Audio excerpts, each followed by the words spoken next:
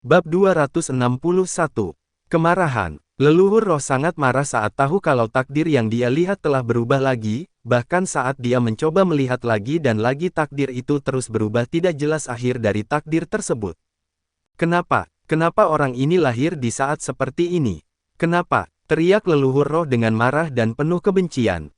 Bukannya dia marah karena Lin-Tian melawan takdirnya, tapi dia marah karena kenapa Lin-Tian tidak lahir di zamannya. Jika dia lahir di zamannya maka seluruh saudara dan keluarganya tidak akan mati sia-sia saat itu. Dan meskipun dia melihat sendiri takdir dari seluruh orang-orang terdekatnya, tapi akhirnya dia tidak dapat mengubah takdir mereka akhirnya mati tepat di depan mata leluhur roh. Hal itu adalah penyesalan terbesar dalam hidupnya, karena itulah saat kehancuran zaman kuno dia pun hanya terus percaya kepada takdir. Kadang ada beberapa orang yang menyimpang dari takdirnya, tapi pada akhirnya dia mati sesuai takdir yang dia lihat. Tapi Lin-Tian, dia bahkan tidak tahu dari apa pria itu terbuat hingga dia mengubah satu demi satu takdirnya dan orang di sekitar dia dengan begitu mudah. Hahaha, lucu sekali. Takdir dulu mempermainkan aku, tapi sekarang takdir yang dikatakan itu tidak dapat melawan pemuda yang bahkan belum berumur 100 tahun, ucap leluhur roh dengan tertawa gila di tempatnya. Alam elemen, saat ini Lin Sang dan jenderal wanita itu masih duduk menikmati waktu mereka, bahkan saat alam lain sibuk berperang, tapi mereka hanya menikmati teh dan mengobrol dengan santai di sana. Boom! Ini, wajah keduanya kaget. Mereka dapat merasakan getaran hebat dari seluruh alam elemen dan hal ini baru pertama kalinya terjadi sejak berdirinya alam langit. Lin Sang yang bingung untuk sementara waktu tersenyum, tiba-tiba, perlahan dia tertawa gila di sana yang membuat jenderal wanita itu menjadi bingung. Nah, Nona, sepertinya cucuku telah kembali dan mungkin sekarang kelompokmu dalam bahaya, ucap Lin Sang yang langsung membuat jenderal wanita itu gemetar. Bagaimana bisa pemuda itu melakukan hal seperti ini?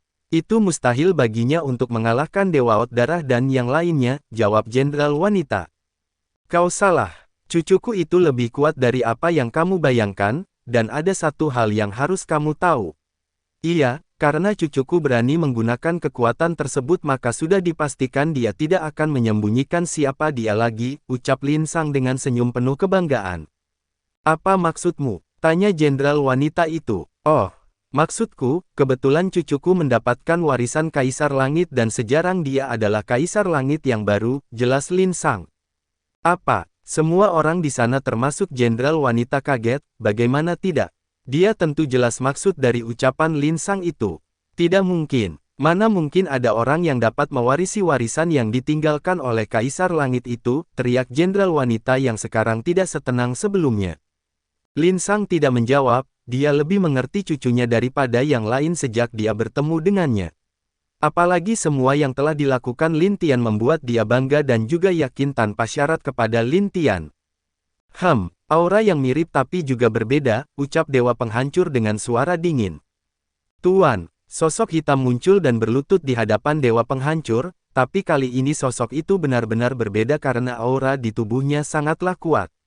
Jika Lin-Tian ada di sini mungkin dia akan tahu apa basisi kultivasi orang itu. Apakah mereka telah pergi? Tanya Dewa Penghancur. Sudah Tuan, sesuai perintah Anda beberapa dari mereka telah pergi dan saya baru saja mengirim orang itu untuk membantu juga, jawab bawahannya tersebut. Mendengar hal itu Dewa Penghancur mengangguk, tapi untuk sementara tiba-tiba didiam. Pria itu masih berlutut menunggu tuannya berbicara lagi, karena dia jelas sifat tuannya sekarang sedang memikirkan sesuatu yang telah membuat dia kesal atau bingung. Kamu, pergilah dan bantu mereka, jika mereka telah kalah kembalilah dan ceritakan semuanya padaku. Apa kamu mengerti? Perintah Dewa Penghancur secara tiba-tiba. Tuan, bukankah tidak pantas untukku turun tangan? Mereka hanyalah semut bagi kita, kenapa aku harus turun tangan? Tanya pria itu. Jangan remehkan goncangan yang terjadi barusan, jika aku benar maka Kaisar Langit yang baru telah muncul di negeri langit, jelas Dewa Penghancur dengan suara dingin.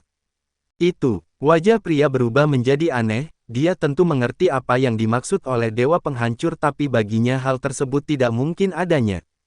Mana mungkin ada orang yang cocok dengan warisan Kaisar Langit. Dia juga tahu apa yang dimaksud warisan Kaisar Langit itu hanyalah teknik dan juga cara kultivasi yang telah dilakukan Kaisar Langit selama masa hidupnya. Pergilah. Lakukan apa yang aku katakan tadi, ucap Dewa Penghancur dengan tenang setelah beberapa saat dua mencoba tenang. Baik Tuan, pria itu akhirnya pergi dari tempat Dewa Penghancur yang sekarang telah berdiri dengan dingin memandang ke langit. Dia mengejek dirinya sendiri tentang apa yang dia lakukan dulu. Sepertinya kamu bingung, ucap sosok yang tiba-tiba muncul di belakang Dewa Penghancur. Aku bukan bingung tapi aku hanya menyesal karena gagal menghancurkan seluruh warisan orang itu. Jika aku tahu hal ini terjadi maka lebih baik aku menghancurkan seluruh warisan yang dia tinggali sepenuhnya, jawab Dewa Penghancur. Pria misterius itu tidak menjawab, dia hanya menghela nafas dengan sikap yang ditampilkan oleh Dewa Penghancur tersebut. Hitam atau putih, tapi apa yang sebenarnya kamu pilih itulah yang akan membimbing kamu masuk ke dalam jurang penyesalan atau rasa bahagia yang luar biasa. Boom! ARRRRRR. Phoenix Es milik alam es tiba-tiba muncul di hadapannya Lin Tian sambil dia mengelilinginya dengan penuh kerinduan, melihat roh Phoenix wajah Dewa Naga Kepala 9 menjadi jelek. Sudah saatnya kita akhiri ini, ucap Lin Tian. Iya, jawab 5 berandalan serentak. Teknik 8 elemen. Pedang hukuman, ucap Lin Tian mengangkat pedang elemennya ke langit. Di langit sebuah pedang besar dengan aura kuno terbang dengan bangga di langit, dan kini pedang ujung pedang itu telah mengarah tepat ke Dewa Naga Kepala 9. Pedang itu, tidak, aku tidak akan kalah, teriak Dewa Naga Kepala 9. Dia langsung mengeluarkan seluruh kekuatannya untuk menahan serangan pedang yang berasal dari Lin Tian itu. Boom! Dewa Naga Kepala 9 terlempar dengan jauh setelah terkena serangan pedang yang dihasilkan oleh Gentian tersebut. Belum, teknik gaya tombak, tombak Dewa Tombak, ucap Lin Tian yang secara langsung mengganti senjatanya tadi dengan tombak sekarang. Boom, aku tidak akan mati semudah itu, ucap Dewa Naga Kepala 9 dengan keras. Serang, ucap Lin Tian mengangkat tombaknya menyerang Dewa kelas 9 itu. Boom, bab 262. Kematian Dewa Naga Kepala 9. Boom. Salah satu kepala Dewa Naga tertusuk oleh tombak Bing Zhao. Hal itu membuat Dewa Naga Ular menjadi sangat kesakitan tapi belum selesai dia akan berhenti merasakan sakit dia diserang lagi oleh Lin Tian dengan tebasan pedangnya. Boom, tidak, bagaimana mungkin, bahkan Kaisar Langit yang dulu tidak akan dapat memotong kepalaku. Jika dipotong juga akan kembali lagi, ucap Dewa Naga yang telah kehilangan 3 kepalanya. Dia tidak menyangka kalau dia bahkan bisa kehilangan 3 kepala oleh serangan gabungan Lin Tian dan yang lainnya, tapi yang membuat dia marah adalah kepala yang terpotong itu tidak beregenerasi lagi. Apapun yang kupotong dengan pedang di tanganku ini tidak akan bisa beregenerasi lagi karena aku telah menggabungkan 8 elemen dengan energi kaisarku, tentu yang lainnya juga telah aku berikan energi kaisarku juga jadi pukulan atau serangan mereka bisa kurang lebih sama denganku, ucap Lin Tian dengan senyum di wajahnya.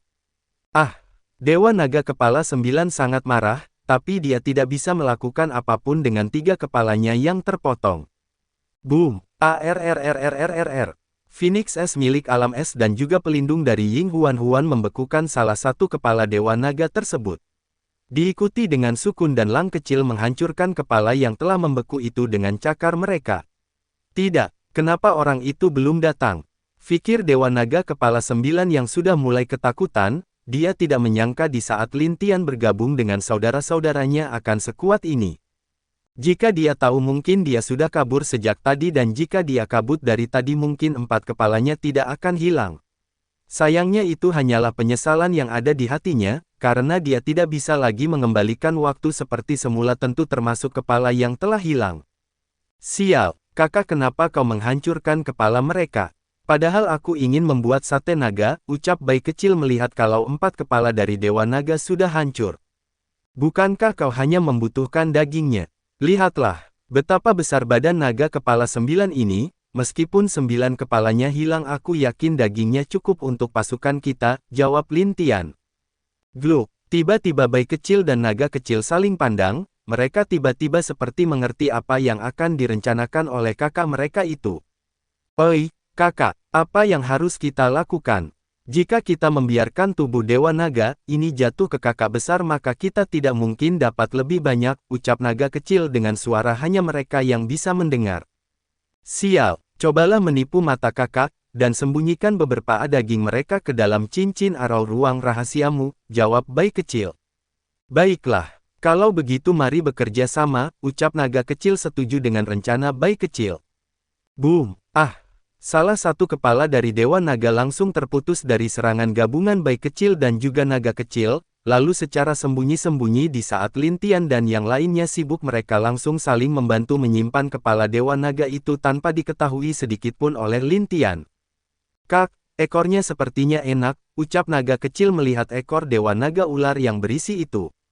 Sial, potong saja, ucap Bai Kecil yang juga membayangkan apa rencana dia untuk ekor Dewa Naga itu. Boom! Ah! Pada akhirnya gabungan dari Lin Tian dan yang lainnya membuat Dewa Naga kehilangan semangat juangnya, bahkan terlihat dia sudah mulai menyerah untuk melawan Lin Tian dan berharap bisa kabur dari sini. Harus kabur, ucap Dewa Naga yang sekarang kepalanya sisa 3, jelas kalau terus begini maka dia akan mati tanpa kepala. Swiss! Mana mungkin aku biarkan kabur, ucap Bing Zhao dalam wujud Dewa Tombak yang besar mengayunkan tombaknya ke arah tubuh Dewa Naga. Ah! Dewa Naga tertusuk oleh tombak Bing Zhao dan langsung tertancap ke tanah di bawahnya dengan suara yang bergemuruh. Hei, sepertinya kita tidak akan bisa mengambil yang lain, ucap naga kecil kepada Bai Kecil. Itu sudah cukup, aku mendapatkan 3. Kamu berapa? Tanya Bai Kecil. Cuman 2 ditambah beberapa potongan daging naga bodoh ini, jawab naga kecil. Bagus, sembunyikan jangan sampai kakak tahu, ucap Bai Kecil dengan senyum puas. Dengan begini dia dan naga kecil bisa menyimpan sedikit daging untuk mereka makan nanti, mana mungkin mereka rela berbagi daging naga dengan orang lain apalagi naga ini baru saja menjadi naga sejati. Tentu dagingnya lebih enak daripada naga tua yang sudah lama menjadi naga, dan juga keduanya tidak ingin bekerja tanpa keuntungan setelah semuanya. Jika kau membunuhku, Tuan tidak akan memaafkanmu, teriak Dewa Naga dengan marah. Hei, lebih baik kita potong 2 kepalanya lagi agar dia bisa diam, bagaimana menurutmu kakak? Tanya Bai Kecil. Aku setuju dengan kakak Bai, tambah naga kecil. Itu bagus tapi itu juga jelek. Lihatlah apa yang kalian lakukan dengan membakar atau menghancurkan kepala mereka. Itu telah membuang daging yang enak sungguh sia-sia, ucap Lin Tian berpura-pura kesal. Tentu Bai Kecil dan naga kecil berpura-pura malu setelah mendengar ocehan Lin Tian kepada mereka, jelas kalau sekarang mereka tidak bisa mendapatkan lagi kepala naga ini. Yah, hati mereka cukup puas dengan apa yang mereka dapatkan. Kadang orang harus puas dengan apa yang ada sekarang daripada mereka terus bernafsu, daging tidak dapat malah mereka akan dihajar habis-habisan oleh Lin Tian. Kau. Wajah Dewa Naga merasakan sakit di hatinya untuk pertama kali, mana pernah dia dianiaya sampai seperti ini oleh orang lain bahkan di saat dia bersama tuannya atau kalah dari Kaisar Langit pun dia tidak merasakan hal memalukan seperti ini. Baiklah, adik bagaimana cara kita memotongnya? Tanya Bing Zhao. Potong semua kepala mereka dan kebetulan api Dewa Naga butuh roh kuat jadi dia cocok untuk jadi makanan apiku, jawab Lin Tian. Baiklah, Bing Zhao langsung mengayunkan tombaknya ke arah 3 kepala tersisa, sekejap mata saja 3 kepala itu pun langsung terpisah dari tubuh Dewa Naga yang mengakibatkan darah hitam langsung keluar seperti air terjun. Giliranmu api kecil, ucap Lin Tian. Api Dewa Naga langsung keluar dan mengisap roh dari Dewa Naga berkepala 9. Setelah mengisapnya api Dewa Naga merasakan kalau ada perubahan besar di dalam tubuhnya, dia melihat ke arah Lin Tian untuk kembali dulu agar bisa menyerap semua energi roh itu. Kembalilah, jangan khawatirkan yang ada di sini, ucap Lin Tian. Api Dewa Naga kembali ke dalam tubuh Lin Tian setelah menerima izinnya, Lin Tian menghela nafas lalu dia melihat ke arah mayat Dewa Naga dengan mata serius. Nak, kau benar-benar berani, ucap suara yang berasal dari dalam mayat Dewa Naga kepala 9. Bab 263, Kemunculan Dewa Penghancur. Kabut hitam naik ke langit dan sosok hitam muncul di hadapan Lin Tian dan 5 berandalan, tentu melihat sosok hitam itu wajah keenamnya berubah sangat serius. Aku tidak menyangka kalau kau tidak mati, ucap Dewa Penghancur melihat Lin Tian dan yang lainnya. Oh, jadi kau adalah Dewa Penghancur. Kenapa di saat kepala 9 yang bodoh ini mati kamu baru keluar? Apa dia tidak ada artinya bagimu? Tanya Bai Kecil menatap sosok hitam yang dia kenal itu. Hahaha, Kaisar Harimaukah? Ternyata kamu masih bisa memulihkan dirimu sampai tingkat seperti itu, padahal sudah lama sejak kau menghilang, ucap Dewa Penghancur. Touch! Bai kecil terlihat benar-benar tidak menyukai Dewa Penghancur. Sepertinya orang-orang yang aku perintahkan dihalangi olehmu, ucap Dewa Penghancur menatap Lin Tian yang sangat tenang sejak dia muncul itu. Lin Tian tidak menjawab, dia hanya tersenyum sebagai balasan dari ucapan Dewa Penghancur itu. Melihat Lin Tian diam, Dewa Penghancur agak tidak menyukainya, tapi dia kembali tersenyum setelah memikirkan beberapa hal. Baiklah, kamu memang kali ini Kaisar Langit, ucap sosok itu. Oh, sangat jarang kamu mengakui kekalahanmu, ada apa? Apa kamu memiliki rencana lain? Tanya Lin Tian. Hahaha, sebenarnya kalah atau menang aku tidak peduli karena tujuanku pada akhirnya akan tetap tercapai, jawab Dewa Penghancur dengan santainya. Mendengar hal itu wajah Lin Tian sedikit aneh, dia benar-benar tidak mengerti jalan pikiran dari orang misterius ini, jika dia perang bukan untuk menguasai alam langit lalu untuk apa? Untuk sementara waktu Lin Tian bahkan tidak bisa menebak apa yang direncanakan oleh orang itu. Nah, apa kamu tahu kalau di dunia ini dulu pernah berdiri zaman kuno? Ucap Dewa Penghancur secara tiba-tiba kepada Lin Tian. Lin Tian yang mendengar pertanyaan itu langsung terdiam, dia memandang Dewa Penghancur dengan 1000 pertanyaan karena bagaimana bisa orang ini mengetahui masalah zaman kuno, hal tersebut benar-benar telah menghilang jauh dari dulu tapi... Sepertinya kamu mengetahui sesuatu, yah. Itu lebih bagus tapi juga buruk bagiku, ucap sosok itu. Dari mana kamu tahu zaman kuno? Bukankah zaman itu telah lama menghilang? Tanya Lin Tian bingung. Hahaha, zaman itu boleh menghilang tapi kenyataannya pasti masih ada sisa dari zaman kuno itu di dunia ini, dan aku telah menemukan satu tempat yang benar-benar terkait dengan itu, jawab Dewa Penghancur. Lin Tian benar-benar tidak mengerti apa aing yang sedang dicari oleh orang ini di zaman kuno itu, karena setahu dia tidak ada apapun yang berkaitan di zaman kuno itu untuk dicari.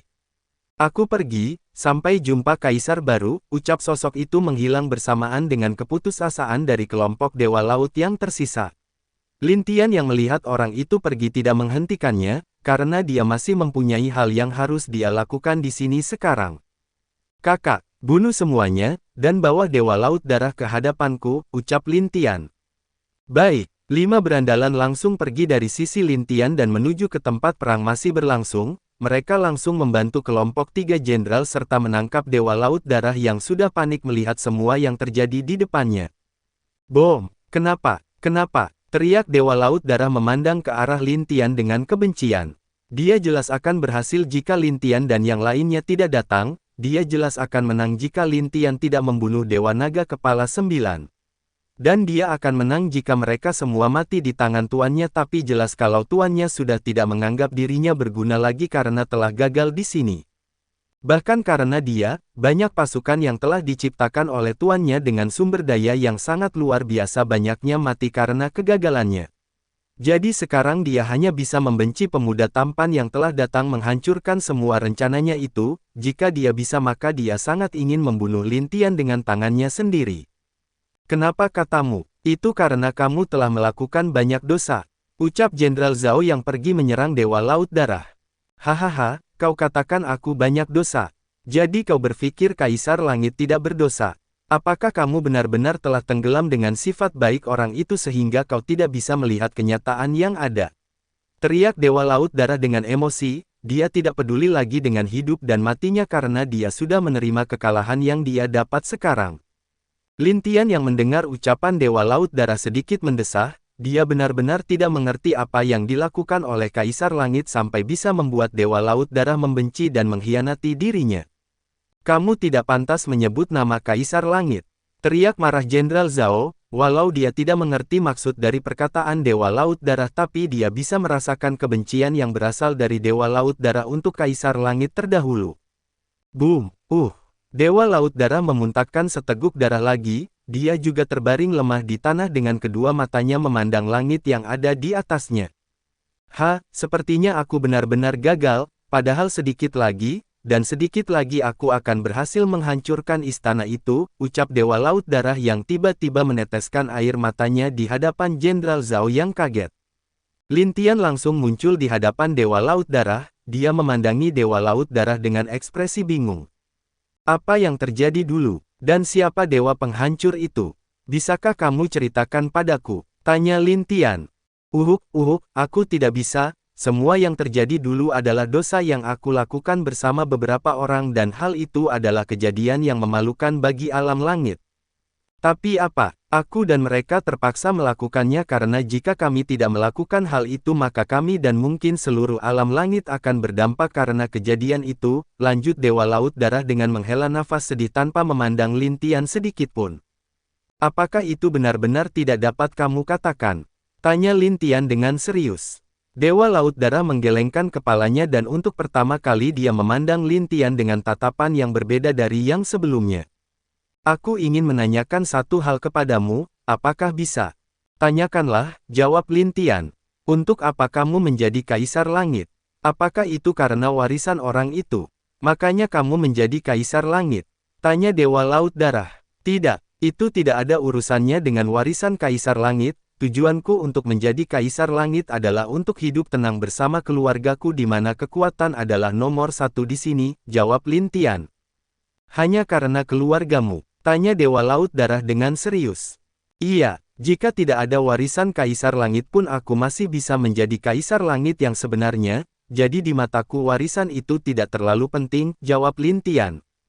Bab 264. Jatuh ke dalam kegelapan. Mendengar jawaban dari Lin Tian wajah Dewa Laut Darah berubah, selama ini tujuannya adalah menjadi Kaisar Langit yang baru karena dia tahu bahkan tuannya tidak tertarik dengan tahta Kaisar Langit. Tapi dia berbeda, dia sangat ingin tahta itu bukan karena hal lain tapi karena dia ingin kekuatan yang lebih kuat dari yang lainnya. Dia sangat ingin memiliki kekuatan untuk menguasai takdirnya sendiri tapi sayangnya dia tahu kalau dirinya telah jatuh ke dalam kegelapan. Saat memikirkan semua yang dia lakukan membuat dia sedih, dia rela bekerja sama dengan dewa penghancur serta menjadi pengikutnya itu semua karena dia ingin kekuatan. Tapi saat dia memikirkan berapa banyak nyawa yang telah dia bunuh dan dia tumbalian demi kekuatan tiba-tiba membuat dia sadar kalau memang dia telah jauh keluar dari keinginannya. Ternyata benar, kekuasaan, kekuatan, dan juga harta bisa membuat seseorang lupa dengan dirinya, ucap Dewa Laut Darah yang terlihat mulai kehilangan keinginan dirinya untuk hidup. Memang benar, tiga hal itu akan membuat orang lupa akan jati dirinya jika dia tidak bisa mengendalikannya, tambah Lin Tian sambil mengeluarkan sesuatu. Saat Dewa Laut Darah melihat benda yang ada di tangan Lin Tian wajahnya tiba-tiba menjadi kaget, badannya gemetar karena rasa akrab yang ia rasakan. Dari mana kamu mendapatkan benda itu? Tanya Dewa Laut Darah dengan gemetar. Apa kamu masih ingat gelang ini? Tanya Lin Tian. Tentu saja aku ingat, mana mungkin aku bisa lupa, ucap Dewa Laut Darah penuh air mata, gelang itu adalah barang yang dia berikan untuk orang yang dia cintai. Aku pernah pergi ke kota laut, dan aku bertemu dengan roh pemilik gelang ini saat aku memeriksa istanamu, ucap Lin Tian dengan serius. Apa dia telah mati? Bagaimana mungkin? Ucap Dewa Laut Darah meraung karena tidak percaya. Lin Tian menghela nafas dan mulai menceritakan pengalamannya di saat pergi ke tempat Dewa Laut Darah. Saat Dewa Laut Darah mendengar semua yang diceritakan Lin Tian wajahnya benar-benar sedih bahkan air matanya tidak dapat berhenti menetes. Dia memang orang bodoh. Dia bahkan tidak mau menyerah sampai dengan hidupnya dia bahkan tinggal di sana menungguku. Kenapa? Kenapa kamu bodoh sekali, ucap Dewa Laut Darah mengingat sosok cantik yang selalu mengganggu dia dan menemani dia dari kecil. Kakak, aku akan menjadi istrimu, aku akan menjadi kuat dan menjadi permaisuri di istanamu, ucap wanita cantik yang tiba-tiba memeluk Dewa Laut Darah di waktu muda saat dia sedang berlatih pedang di rumah kecilnya. Kakak, aku mendapatkan ini dari ayah, katanya ini cocok untukmu, ucap gadis itu membawa sebuah buah aneh kepada Dewa Laut Darah. Setiap hari yang mereka habiskan mungkin adalah hal terindah dalam hidup Dewa Laut Darah, bahkan meskipun dia merasa kalau gadis itu terlalu banyak bicara tapi sebenarnya dalam hati Dewa Laut Darah sangat senang karena ada dia di sisinya. Memanggil dia kakak setiap hari, menemani dia berlatih setiap hari bahkan saat dia akan naik ke alam langit dan telah ketahuan membunuh banyak orang sekalipun gadis yang telah menjadi wanita cantik itu pun masih setia berdiri di sampingnya. Kakak. Aku percaya dengan kakak, jadi tunggu aku. Aku pasti akan ke alam langit untuk menemuimu lagi, ucap wanita cantik itu dengan air mata membasahi wajahnya. Dewa Laut Darah hanya tersenyum sebagai balasan dari ucapan dan janji wanita itu, dia tahu kalau tidak mungkin bagi wanita itu untuk naik ke alam langit dengan bakatnya. Bahkan dia kalau bukan menggunakan cara kotor untuk menjadi dewa saat itu tidak mungkin dia bisa naik bersama dengan 3 saudaranya yang lain. Dia masih mencintaimu, bahkan dia mati-matian berlatih agar dapat bertemu denganmu lagi. Sayangnya dia sadar kalau bakatnya tidak sehebat dirimu dengan begitu agar suatu saat kamu bisa tahu kalau dia masih menunggumu. Dengan harapan terakhir itulah dia meninggalkan jiwanya ke dalam gelang itu, ucap Lin Tian. Ah, aku berpikir kalau aku bisa menjadi kaisar langit maka aku bisa melawan takdirku, tapi aku salah. Karena aku terlalu terobsesi bahkan diriku lupa kalau ada seorang wanita yang sangat tulus menungguku di sana, ucap Dewa Laut tersenyum sambil menghina kebodohan yang dia lakukan. Lin Tian yang berdiri di sana menghela nafas, dia melihat ke arah pertempuran yang terjadi dan sudah jelas kalau semuanya sudah dimenangkan oleh mereka. Sedangkan 5 berandalan telah kembali ke wujud aslinya dan setelah melihat penyesalan Dewa Laut Darah hati kecil mereka menjadi tergerak, mereka berpikir untuk apa mereka menjadi kuat. Untuk apa mereka melakukan semua ini? Bahkan Cerberus atau Lang kecil terdiam dan memikirkan semua ucapan dari Dewa Laut Darah dengan serius, dia dulu sangat liar bahkan dia menelan sendiri roh alam bawah saat itu.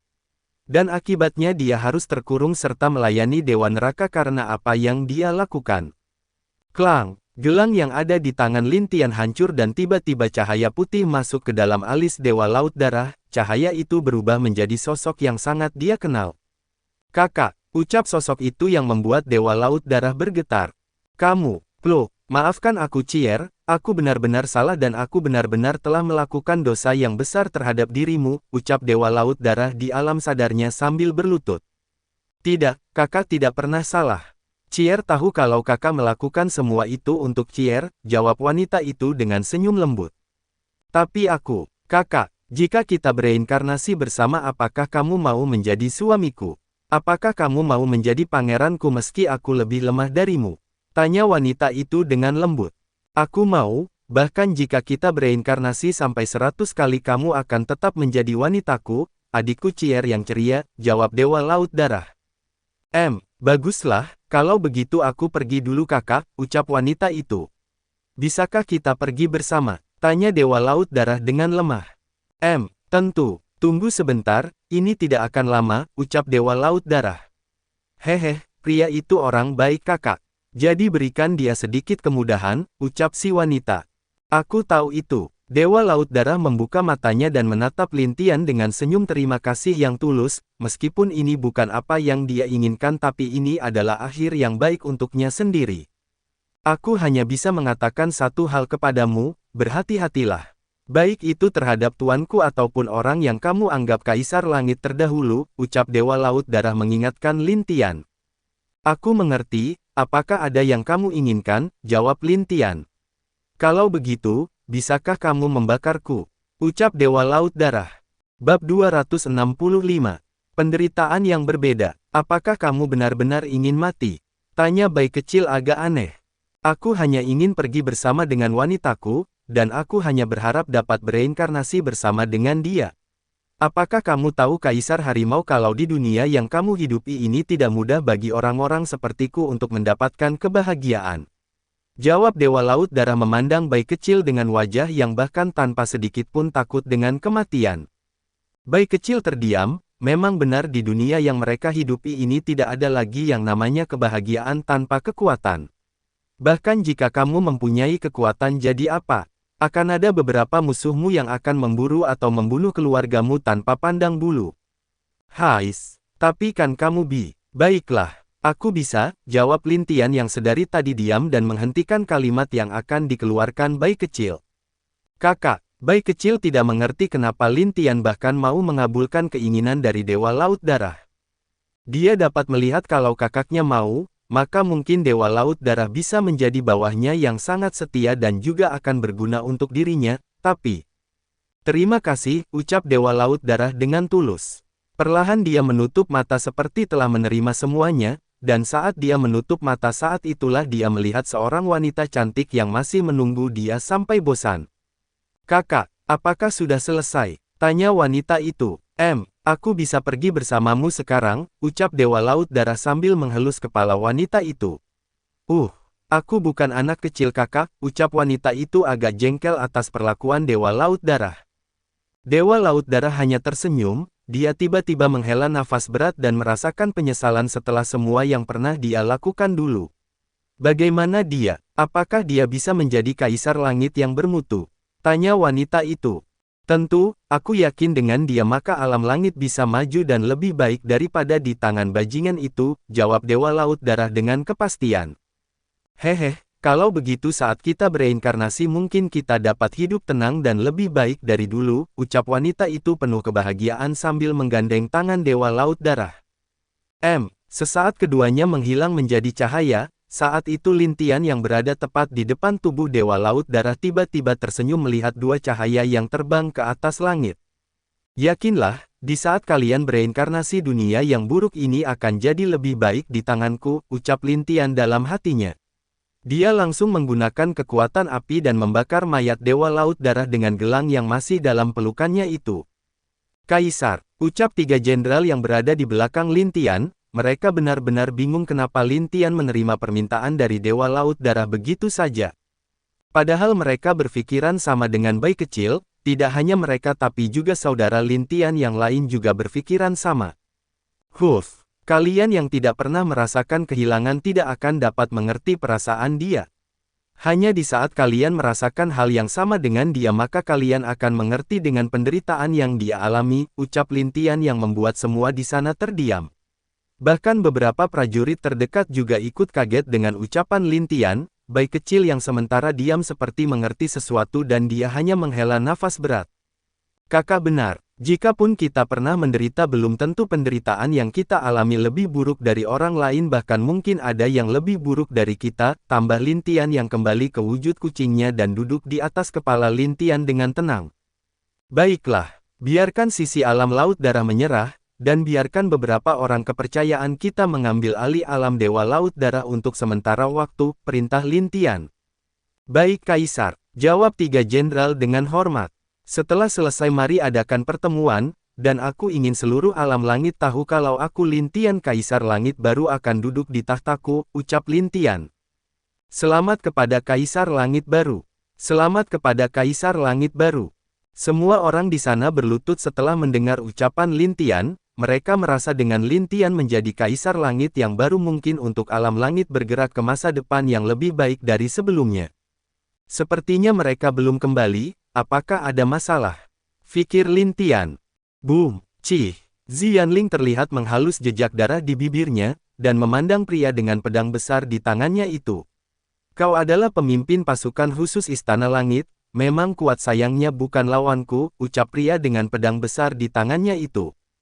Hei, aku tidak akan membiarkanmu lewat dari sini, ucap Xianling. Bodoh, ucap pria pedang besar itu mengeluarkan aura yang bahkan membuat wajah Xianling menjadi jelek. Dia juga melihat pasukannya agak terdesak akibat pertempuran dengan bawahan orang pedang besar yang jadi lawannya ini. Seorang sepertimu harusnya tidak muncul di sini. Bukankah itu berarti kamu melanggar peraturan? Ucap suara yang tiba-tiba muncul di dalam ruang itu. Perlahan sosok dengan dua tanduk kecil di kepala muncul, dia berdiri di depan Xianling dengan wajah tenang memandang pria pedang besar itu. Kamu siapa? Tanya pria pedang besar itu dengan heran, dia dapat merasakan kalau kekuatan pria ini lebih kuat dari dirinya. Itu cukup membuat dia kaget karena selama ini hanya ada orang itu atau tuannya yang memiliki kekuatan seperti pria di depannya ini. Kamu tidak layak tahu siapa aku. Pergilah. Perang telah selesai dan tuanmu juga telah mundur, ucap sosok itu. Mendengar ucapan tersebut wajah pria pedang besar itu sedikit mengerut, dia lalu mengeluarkan batu komunikasinya dan setelah ada perintah mundur dari tuannya barulah dia sadar kalau Dewa Laut Darah serta Dewa Naga Kepala 9 telah kalah. Aku tidak menyangka kalau orang-orang ini akan kalah begitu saja. Sungguh perjalanan yang sia-sia, ucap sosok pria pedang besar itu dengan nada agak marah. Mundur, ucap pria itu kepada bawahannya yang tersisa. Setelah bawahnya mundur pria pedang besar itu menatap ke arah Xianling dengan serius. Namaku Bijian sang pembunuh naga, ingat itu. Ucap Bijian menghilang bersama bawahnya. Xianling mengepalkan tangannya dengan erat, sekarang dia sadar kalau kekuatannya benar-benar masih lemah kalau bukan berkat suku batu suci maka mungkin banyak bawahannya yang mati di sini. Terima kasih senior telah menolong kami, ucap Ziyanling kepada pria tersebut. Tidak perlu berterima kasih kepadaku, kita berada di sisi yang sama dan melayani orang yang sama, balas pria iblis itu dengan senyum di wajahnya. Senior, apakah kamu juga adalah orang dari kaisar kami? Tanya Ziyanling heran. Aku adalah budak dari tuanku, dan aku datang ke sini untuk pergi bersamamu menemui tuanku, apakah bisa? Ucap pria itu. Bab 266. Mundurnya pasukan Dewa Penghancur. Ziyanling agak curiga dengan tingkah dari orang di depannya ini tapi dia tidak mempunyai bukti untuk meragukannya karena dari sikap yang diperlihatkan orang ini jelas kalau dia sangat menghormati kaisarnya. Apakah kamu serius bawahan tuanku? Tanya Ziyanling untuk terakhir kalinya. Iya, hidupku adalah milik tuanku, aku bisa bersumpah agar kamu bisa percaya kepadaku, ucap pria itu. Baiklah, mari ikut kami, ucap Ziyanling yang tidak lagi ragu dengan orang ini. Bos, semua sudah amankah? Apakah kita akan kembali bertemu dengan kaisar? Tanya Batu Biru. Kau ini, tentu saja kita harus bertemu kaisar, tanpa kita kaisar tidak akan dapat melakukan apapun, ucap Batu Merah. Mendengar ocehan dan ucapan dua batu bodoh itu membuat Ziyanling kesal, jika mau dia tidak ingin membawa dua batu bodoh ini tapi dia juga sadar kalau kekuatan dua batu ini cukup bagus di kalangan suku batu. Aku tidak menyangka Tuan bisa memiliki pengikut yang menarik seperti ini, ucap pria itu dengan senyum memandang kedua batu itu. Hais, kau tidak tahu betapa pusing kaisar saat mereka berada di dekat kaisar, ucap Ziyanling tanpa daya. Akhirnya Ziyanling memutuskan membawa mereka pergi dari ruang itu untuk kembali ke negeri langit, dia akan segera melaporkan tentang apa yang terjadi di sini kepada Lin Tian. Awalnya Lin Tian memberi dia perintah agar menghalangi orang-orang yang akan datang ke negeri langit untuk membantu Dewa Laut Darah, walau itu tidak pasti dan hanya dugaan Lin Tian tapi Ziyanling tidak berharap dugaan Lin Tian itu menjadi kenyataan. Dia merasa seperti kaisarnya ini lebih dan lebih tak terduga, bahkan dia pun tidak mengerti dengan jalan pikiran Lin Tian. Wajah jenderal wanita yang duduk bersama Lin Sang berubah karena ada perintah yang meminta dia untuk mundur dari sini. Dia memandangi Lin Sang dengan serius, lalu tiba-tiba menghela nafas setelah mengetahui apa yang terjadi di negeri langit. Aku tidak menyangka kalau cucumu adalah kaisar langit yang baru, bahkan tuanku sendiri yang jarang memuji orang lain mendapatkan pujian yang luar biasa darinya, ucap jenderal wanita itu. Hahaha, dia adalah cucuku Lin Sang, tentu pasti dia luar biasa, belum ayahnya adalah orang yang kuat juga, ucap Lin Sang penuh kebanggaan di hadapan jenderal wanita itu. Iya, Dewa Elemen memang orang yang luar biasa bahkan aku pun menyukainya, andai saja aku bisa menjadi istrinya mungkin aku akan sangat bahagia, ucap wanita itu sambil bercanda. Hahaha, baiklah, aku mengirim Anda pergi, ucap Lin Sang yang sangat puas dengan Lin Tian. Iya, aku pamit, semuanya mundur, ucap jenderal itu, setelah itu semua pasukan jenderal wanita itu menghilang satu persatu di dalam lubang hitam. Sampai bertemu lagi Dewa Lin, aku harap saat itu kita masih bisa minum seperti ini lagi, ucap jenderal itu sebelum menghilang di dalam lubang hitam tersebut. Iya, kalau begitu aku akan menyiapkan teh yang bagus untukmu, jawab Lin Sang. Setelah memastikan semuanya menghilang, Lin Fang mendekati ayahnya yang terlihat bahagia itu. Ayah, kenapa mereka mundur? Dan juga kenapa kau malah bahagia begitu? Tanya Lin Fang. Apa aku tidak bisa tertawa sesuka hatiku? Kau minta dipukuli lagi. Apakah pukulan aku sebelumnya masih kurang? Ucap Lin Sang dengan wajah marah memandang Lin Fang. Tidak ayah. Jangan pukuli aku lagi, aku benar-benar tidak kuat jika kamu memukulku lagi, jawab Lin Sang terburu-buru. Dia telah merasakan sakit saat dipukuli oleh ayahnya, tentu dia tidak ingin lagi mengalami hal itu apalagi dia juga digantung di depan aula istana sambil disaksikan oleh banyak tetua, berbagai keluarga dan sekte dari alam elemen yang melihatnya. Bagus, sekarang mari menunggu untuk sementara waktu, ucap Lin Sang. Menunggu apa? Tanya Lin Fang. Boom! Lin Sang memukul Lin Fang dengan keras di hadapan banyak tetua keluarga Lin yang menggelengkan kepalanya melihat tingkah ayah dan anak itu. Sial! Kalau aku katakan menunggu ia menunggu. Jangan banyak tanya lagi, ucap Lin Sang dengan marah. Aku mengerti, jawab Lin Fang dengan sedih melihat ayahnya itu.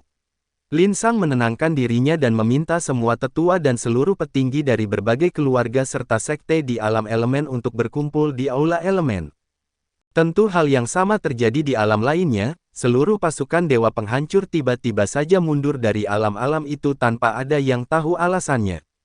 Hanya Bai Yu yang mengetahui kalau kemungkinan Lin Tian telah memenangkan perang di negeri langit, jadi dia juga melakukan hal sama dengan Lin Sang mengumpulkan seluruh petinggi untuk membahas rencana mereka selanjutnya.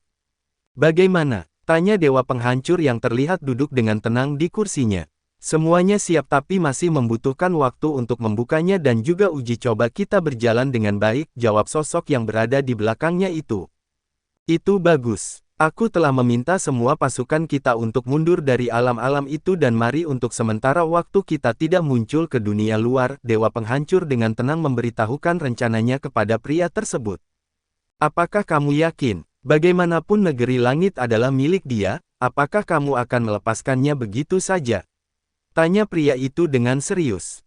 Aku tidak membutuhkan tahta itu hanyalah sebuah nama saja dan tidak perlu untuk berperang dengan pemuda itu, jawab Dewa Penghancur dengan tenang.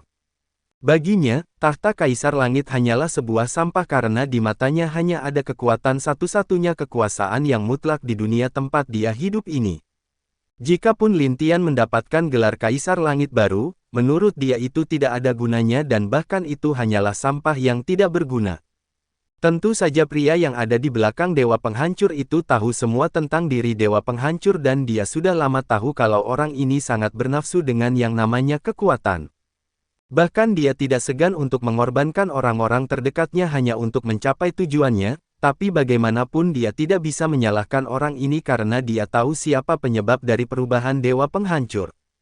Kalau begitu aku akan mengikuti rencanamu, dan kamu harusnya bersiap-siap karena kemungkinan hal yang kita pikirkan tersebut lebih dari apa yang kita pikirkan selama ini. Pria itu dengan serius mengingatkan Dewa Penghancur tentang apa yang dia lakukan bagaikan pedang bermata dua, jika itu berhasil maka dia bisa menjadi apa yang dia mau tapi jika dia gagal maka hidupnya sudah pasti akan berakhir di saat itu juga. Aku tahu, bagaimanapun kita telah setengah jalan dan tidak bisa mundur lagi, jawab Dewa Penghancur menghela nafas berat. Bab 267. Pintu Istana Langit. Di depan pintu Istana Langit, terlihat Lin Tian berdiri di depan pintu besar itu diikuti di belakang mereka 3 jenderal dan 5 berandalan. Tidak lupa Lang kecil yang terlihat diam memandangi Lin Tian, dia ingin melihat apakah pria ini bisa membuka pintu Istana Langit yang telah lama tertutup itu. Bahkan semua rakyat dari negeri langit juga hadir sambil berdoa agar pintu Istana Langit itu terbuka. Mereka penuh harapan dengan Kaisar Langit yang baru ini dan mereka benar-benar berharap alam langit bisa kembali teratur seperti dulu lagi. Swiss. Akhirnya mereka kembali, ucap Lin Tian melihat Zi Yanling kembali dengan membawa pasukannya lagi. Tapi Lin Tian langsung terdiam melihat pria dengan 2 tanduk di kepalanya berdiri di samping Zi Yanling, dia berpikir kalau dirinya bermimpi karena melihat sosok yang dia kenal. Bahkan dia mengusap matanya sambil melihat lagi ke arah pria tersebut, saat dia melihat lagi pria itu Lin Tian melihat kalau dia juga meneteskan air mata. Pria itu langsung turun dan tiba di depan Lin Tian, seketika itu di bawah tatapan banyak orang yang bingung dia berlutut dengan gemetar ke arah Lin Tian. Mo Gui menghadap Tuan, ucap Mo Gui dengan hormat kepada Lin Tian. Kamu, bagaimana bisa? Tanya Lin Tian bingung. Dia ingat kalau Mo Gui adalah iblis yang bersumpah setia kepadanya waktu dia kembali ke zaman kuno. Tapi dia berpikir kalau Mo Gui kemungkinan tidak akan selamat dari bencana itu, makanya dia menghela nafas dan mulai melupakannya. Apalagi dia setengah yakin kalau tidak mungkin bisa selamat dengan kehancuran yang dilakukan oleh Dewa Kematian saat itu. Terima kasih dengan cincin pemberian Tuan, aku bisa selamat dari bencana itu berkat cincin Tuan, jawab Mo Gui dengan hormat. Lin Tian langsung ingat kalau dia pernah memberikan cincin untuk Mo Gui dulu, dan cincin seperti itu juga memiliki fungsi untuk melindungi tuannya dari bahaya. Atau ada fungsi lain yaitu mengisap roh dari tuannya ke dalam cincin di saat tuan dari cincin itu benar-benar sudah berada di ujung kematiannya. Bisa dibilang itu adalah nyawa kedua bagi pemilik cincin tersebut, karena dengan cincin itu sebagian dari roh atau jiwa mereka akan terpelihara dan bisa terus hidup untuk memulihkan tubuhnya di dalam cincin itu juga. Aku benar-benar tidak menyangka akan bisa bertemu kamu lagi Mo Gui, ucap Lin Tian menghela nafas. Sekarang dia telah mengubah takdir orang lain lagi, awalnya dia menghidupkan kembali Dewa Takdir dan sekarang Mo Gui selamat dari bencana itu akibat dari cincin pemberiannya. Iya Tuan, dengan begini aku bisa melayani Tuan dengan sepenuh hatiku, jawab Mo Gui dengan hormat. Bagus, kalau begitu bagaimana, apakah kamu sudah membuat kelompok yang kamu janjikan itu? Tanya Lin Tian. Lapor kepada Tuan, semuanya sudah hamba laksanakan. Saya memiliki 5.000 orang dengan masing-masing ranah terendah mereka adalah Dewa Surgawi tingkat tinggi tahap puncak kurang dari 500, dan selebihnya adalah Dewa Penguasa ke atas, jawab Mo Gui dengan hormat melaporkan seluruh bawahannya kepada Lin Tian. Kamu benar-benar bekerja keras, ucap Lin Tian salut dengan Mo Gui, dia tahu kalau klan Iblis Mo adalah orang yang selalu setia dan selalu berpegang teguh pada janji mereka. Ini tidak seberapa dengan kehebatan Tuan, jawab Mo Gui merendahkan dirinya, dia juga tahu apa yang selama ini dilakukan Lin Tian. Dan dia merasa kagum dengan setiap perbuatan serta rencana tuannya itu, bahkan dia masih tidak akan lupa bagaimana Lin Tian menolongnya dulu. Bahkan dia dengan percaya menyerahkan cincin ruang yang telah menyelamatkan hidupnya dulu, kalau bukan karena cincin itu maka dia akan mati seperti yang lainnya. Mo Gui, kau dan Zi Yanling kuperintahkan bekerja sama untuk membangun pasukan rahasia lagi, apakah kamu bisa melakukannya? Ucap Lin Tian dengan serius. Budak tua ini bisa melakukannya Tuan, jawab Mo Gui dengan hormat. Bagus, Zi Yanling, kamu dengar bukan? Setelah aku membuka istana langit maka pergilah dan temukan tempat untuk membangun pangkalan rahasia kalian, perintah Lin Tian kepada Zi Yanling. Sesuai perintah Anda Kaisar, jawab Zi Yanling dengan hormat. Lin Tian mengangguk, dia lalu tidak lagi memperhatikan keduanya dan menatap kembali ke pintu di depannya tersebut. Dia dapat merasakan kalau ada sesuatu penghalang yang kuat mencegah siapapun untuk masuk ke dalam istana itu. Tapi entah kenapa dia merasa kalau di dalam pintu ini ada hal aneh yang membuat dia sedikit tidak senang, apa itu dia pun tidak tahu tapi yang jelas itu adalah sesuatu yang pernah dia temui. Tuan, dengan kekuatan Tuan bukankah bisa dengan mudah membuka pintu ini, kenapa Anda masih diam Tuan? Tanya Mo Gui yang berdiri di sisi kanan Lin Tian seperti tangan kanan Lin Tian. Apakah kamu tidak merasakan ada sesuatu yang akrab di dalamnya? Tanya Lin Tian kepada Mo Gui. Sesuatu yang akrab. Mo Gui tiba-tiba sedikit bingung dengan perkataan Lin Tian, dia lalu mulai memeriksa pintu tersebut dengan inderanya dan untuk sesaat dia tidak dapat merasakan apapun tapi wajahnya tiba-tiba berubah karena apa yang ada di dalam pintu itu membuat seluruh tubuhnya gemetar. Tuan itu, Mo Gui menatap Lin Tian dengan serius. Iya, aura ini dan juga energi ini sangat mirip bahkan di dalam sana bukanlah benda mati tapi makhluk hidup. Ucap Lin Tian dengan serius.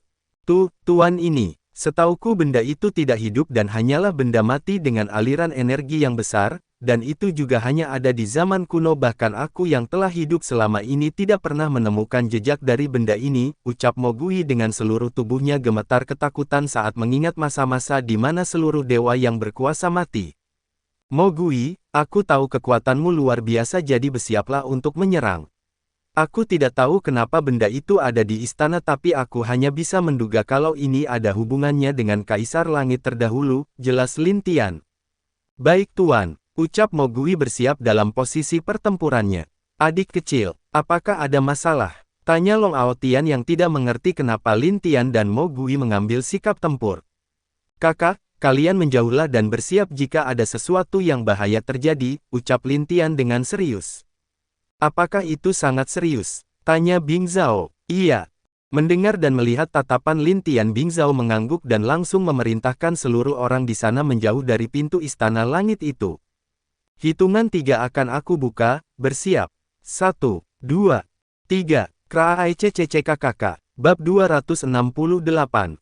Monster. Lin Tian membuka pintu istana langit dengan menggunakan token yang ada padanya, dan saat pintu terbuka Lin Tian dan Mo Gui telah bersiap dalam posisinya untuk bertarung. Tapi anehnya baik dia dan Mogui tiba-tiba kehilangan jejak dari aura yang mereka rasakan tadi, bahkan tidak ada sedikit pun jejak yang tersisa dari dalam istana itu. Tuan ini, Mogui menatap Lin Tian dengan kebingungan, dia sebenarnya merasakan hal sama dengan Lin Tian tapi kenapa tiba-tiba itu menghilang. Mungkin itu tidak hilang, mari masuk dan berhati-hatilah, ucap Lin Tian serius sambil menggunakan mata kaisarnya. Perlahan keduanya masuk ke dalam ruangan tersebut dengan langkah kaki tenang dan juga saling menjaga, saat mereka melewati pintu dan masuk tiba-tiba pintu yang semula terbuka kembali tertutup lagi. BAAMMM. Kakak, Kaisar, semua orang di sana sontak kaget dan langsung cemas, bayi kecil yang melihat itu juga langsung mencoba mendobrak pintu sayangnya dia gagal dan tidak bisa membuka pintu tersebut. Apa yang terjadi? Kenapa tiba-tiba pintunya tertutup? Tanya Long Ao Tian. Aku juga tidak tahu, mungkin sesuatu terjadi kepada adik. Mari mencari cara untuk membuka pintu itu. Jawab Bing Zhao dengan serius. Di dalam istana Lin Tian dan Mi Gui saling melindungi dan memandang sekitarnya, secara aneh setelah pintu tertutup keduanya dapat merasakan aura dan energi yang sama seperti sebelumnya. Tuan, aura ini sangat padat. Apa mungkin benda itu sudah memiliki kecerdasan? Tanya Mo Gui. Mungkin, kita harus menanyakan kepada orangnya langsung, ucap Lin Tian memandang ke atas langit-langit istana itu. Mo Gui mengikuti tempat yang dilihat oleh Lin Tian, dan saat dia melihat ke langit-langit di sana wajahnya berubah sangat jelek karena dia melihat sosok putih dengan bentuk manusia tapi seluruh badannya sangat kurus bahkan bisa dibilang itu hanyalah sebuah tubuh tanpa daging. RRRRRRRRRR. Monster itu menatap Lin Tian dan Mo Gui dengan tatapan kejam, dia terlihat menganggap Lin Tian sebagai makanan yang akan membuat dia kenyang. Sepertinya dia adalah tikus percobaan, ucap Lin Tian menatap monster putih itu. Iya, aku dapat merasakan kalau dia memiliki sedikit aura tersisa di dalam tubuhnya. Tapi apa yang terjadi? Kenapa monster seperti ini bisa tercipta? Ucap Mo Gui benar-benar bingung. ARRRRRRR. Monster itu turun dan menyerang Lin Tian karena dia merasa kalau Lin Tian adalah orang yang lemah, tentu Mo Gui tidak membiarkan Lin Tian disentuh oleh siapapun selama dia di sisi Lin Tian. Monster menjijikan, jangan harap menyentuh tuanku. Ucap Mo Gui marah. Boom, rar, monster itu dipukuli oleh Mo Gui hingga membentur tembok di istana itu. Lin Tian dapat melihat meskipun monster ini memiliki kecerdasan tapi itu hanyalah sedikit kecerdasan kecil. Yang sebenarnya kekuatan monster ini tidaklah sekuat apa yang dia pikirkan. Tuan, ada yang aneh tiba-tiba aku merasa kalau energiku ditelan olehnya, ucap Mo Gui dengan serius. Apa? Lin Tian kaget dan melihat kalau monster itu kembali bangun, anehnya saat Lin Tian melihat lagi dengan teliti ke monster itu dia merasakan kalau tiba-tiba monster itu bertambah kuat. Dan yang lebih anehnya tidak ada bekas pukulan Mo Gui di badannya, harusnya siapapun yang berada di bawah dewa tingkat tinggi pasti akan terluka parah oleh pukulan Mo Gui. RAAARRRRRR. Tuan apa yang harus kita lakukan? Tanya Mo Gui. Lin Tian berpikir untuk sementara waktu, dia benar-benar yakin kalau monster ini juga kebal terhadap api dan lebih anehnya monster ini juga dapat mengisap energi orang lain dengan cara menyentuhnya. Kamu coba halangi dia dulu, aku akan membuat formasi untuk mengurung dia, jawab Lin Tian serius. Baik tuan, Mo Gui langsung menyerang kembali monster itu, sekarang karena Mo Gui sudah tahu kalau monster ini bisa mengisap energi orang lain dengan mudah dia pun hanya menggunakan kekuatan fisiknya untuk bertarung dengan monster itu. Boom, BAAMMM. Monster itu terus terpukul mundur tapi karena Mo Gui hanya menggunakan kekuatan fisiknya membuat dia tidak bisa lagi mengisap energi Mo Gui dengan bebas. Boom, apa yang terjadi? Kenapa ada makhluk aneh seperti ini? Fikir Lin Tian, jika dia bandingkan dengan monster darah maka monster yang ada di depannya lebih aneh daripada monster darah yang pernah dia lawan. Boom, RAAARRRRRR.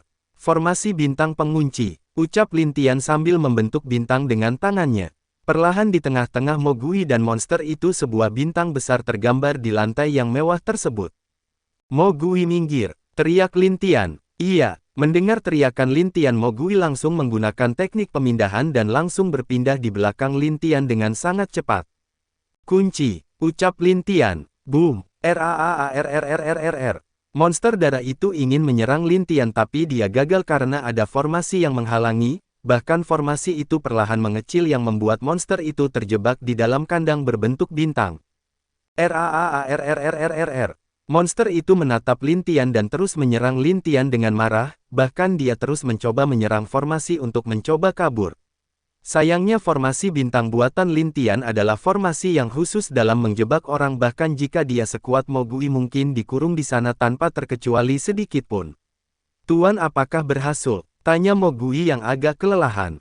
Iya, aku akan melakukan beberapa penyelidikan setelah mengatur alam langit, jawab Lin Tian. Mo Gui mengangguk setuju, dia percaya Lin Tian bisa menemukan cara untuk mengatasi monster seperti ini jika dia bertindak secara langsung. Tuan, aku merasa mungkin ada monster yang mirip seperti ini di seluruh alam langit. Apakah perlu aku memerintahkan beberapa bawahanku untuk memeriksa keadaan di alam lain? Tanya Mo Gui dengan serius. Lin Tian juga memiliki pikiran sama dengan Mo Gui, dia merasa kalau mungkin monster ini bisa saja terkait dengan perlakuan atau sesuatu yang tersembunyi dari Kaisar Langit yang dulu atau lebih tepat gurunya sendiri. Lakukan. Dan cobalah untuk tetap merahasiakan hal ini dari dunia luar, karena benda ini benar-benar akan membuat bahkan dewa penguasa ketakutan, jawab Lin Tian serius. Hamba mengerti Tuan, jawab Mo Gui, dia juga tahu apa yang akan terjadi jika dunia luar tahu kalau ada benda yang bahkan dapat menghancurkan dewa dengan sangat mudah. Pasti akan terjadi kekacauan besar baik di alam langit maupun di dunia bawah lainnya maka dari itu dia juga akan mencari orang Inak dapat benar-benar dipercaya untuk melakukan penyelidikan. Setelah aku selesai mengurus negeri langit, aku akan membuat jimat yang mirip dengan segel bintangku dengan begitu akan memudahkan untuk menangkap monster seperti ini. Bab 269. Hal aneh. Sebenarnya Lin Tian memiliki cara untuk mengetahui masalah monster ini dari Dewa Takdir dan kebetulan dia juga berencana menemuinya terkait dengan pintu putih yang dijaga oleh leluhur roh. Baik Tuan, ucap Mo Gui yang sangat percaya dengan kemampuan Lin Tian.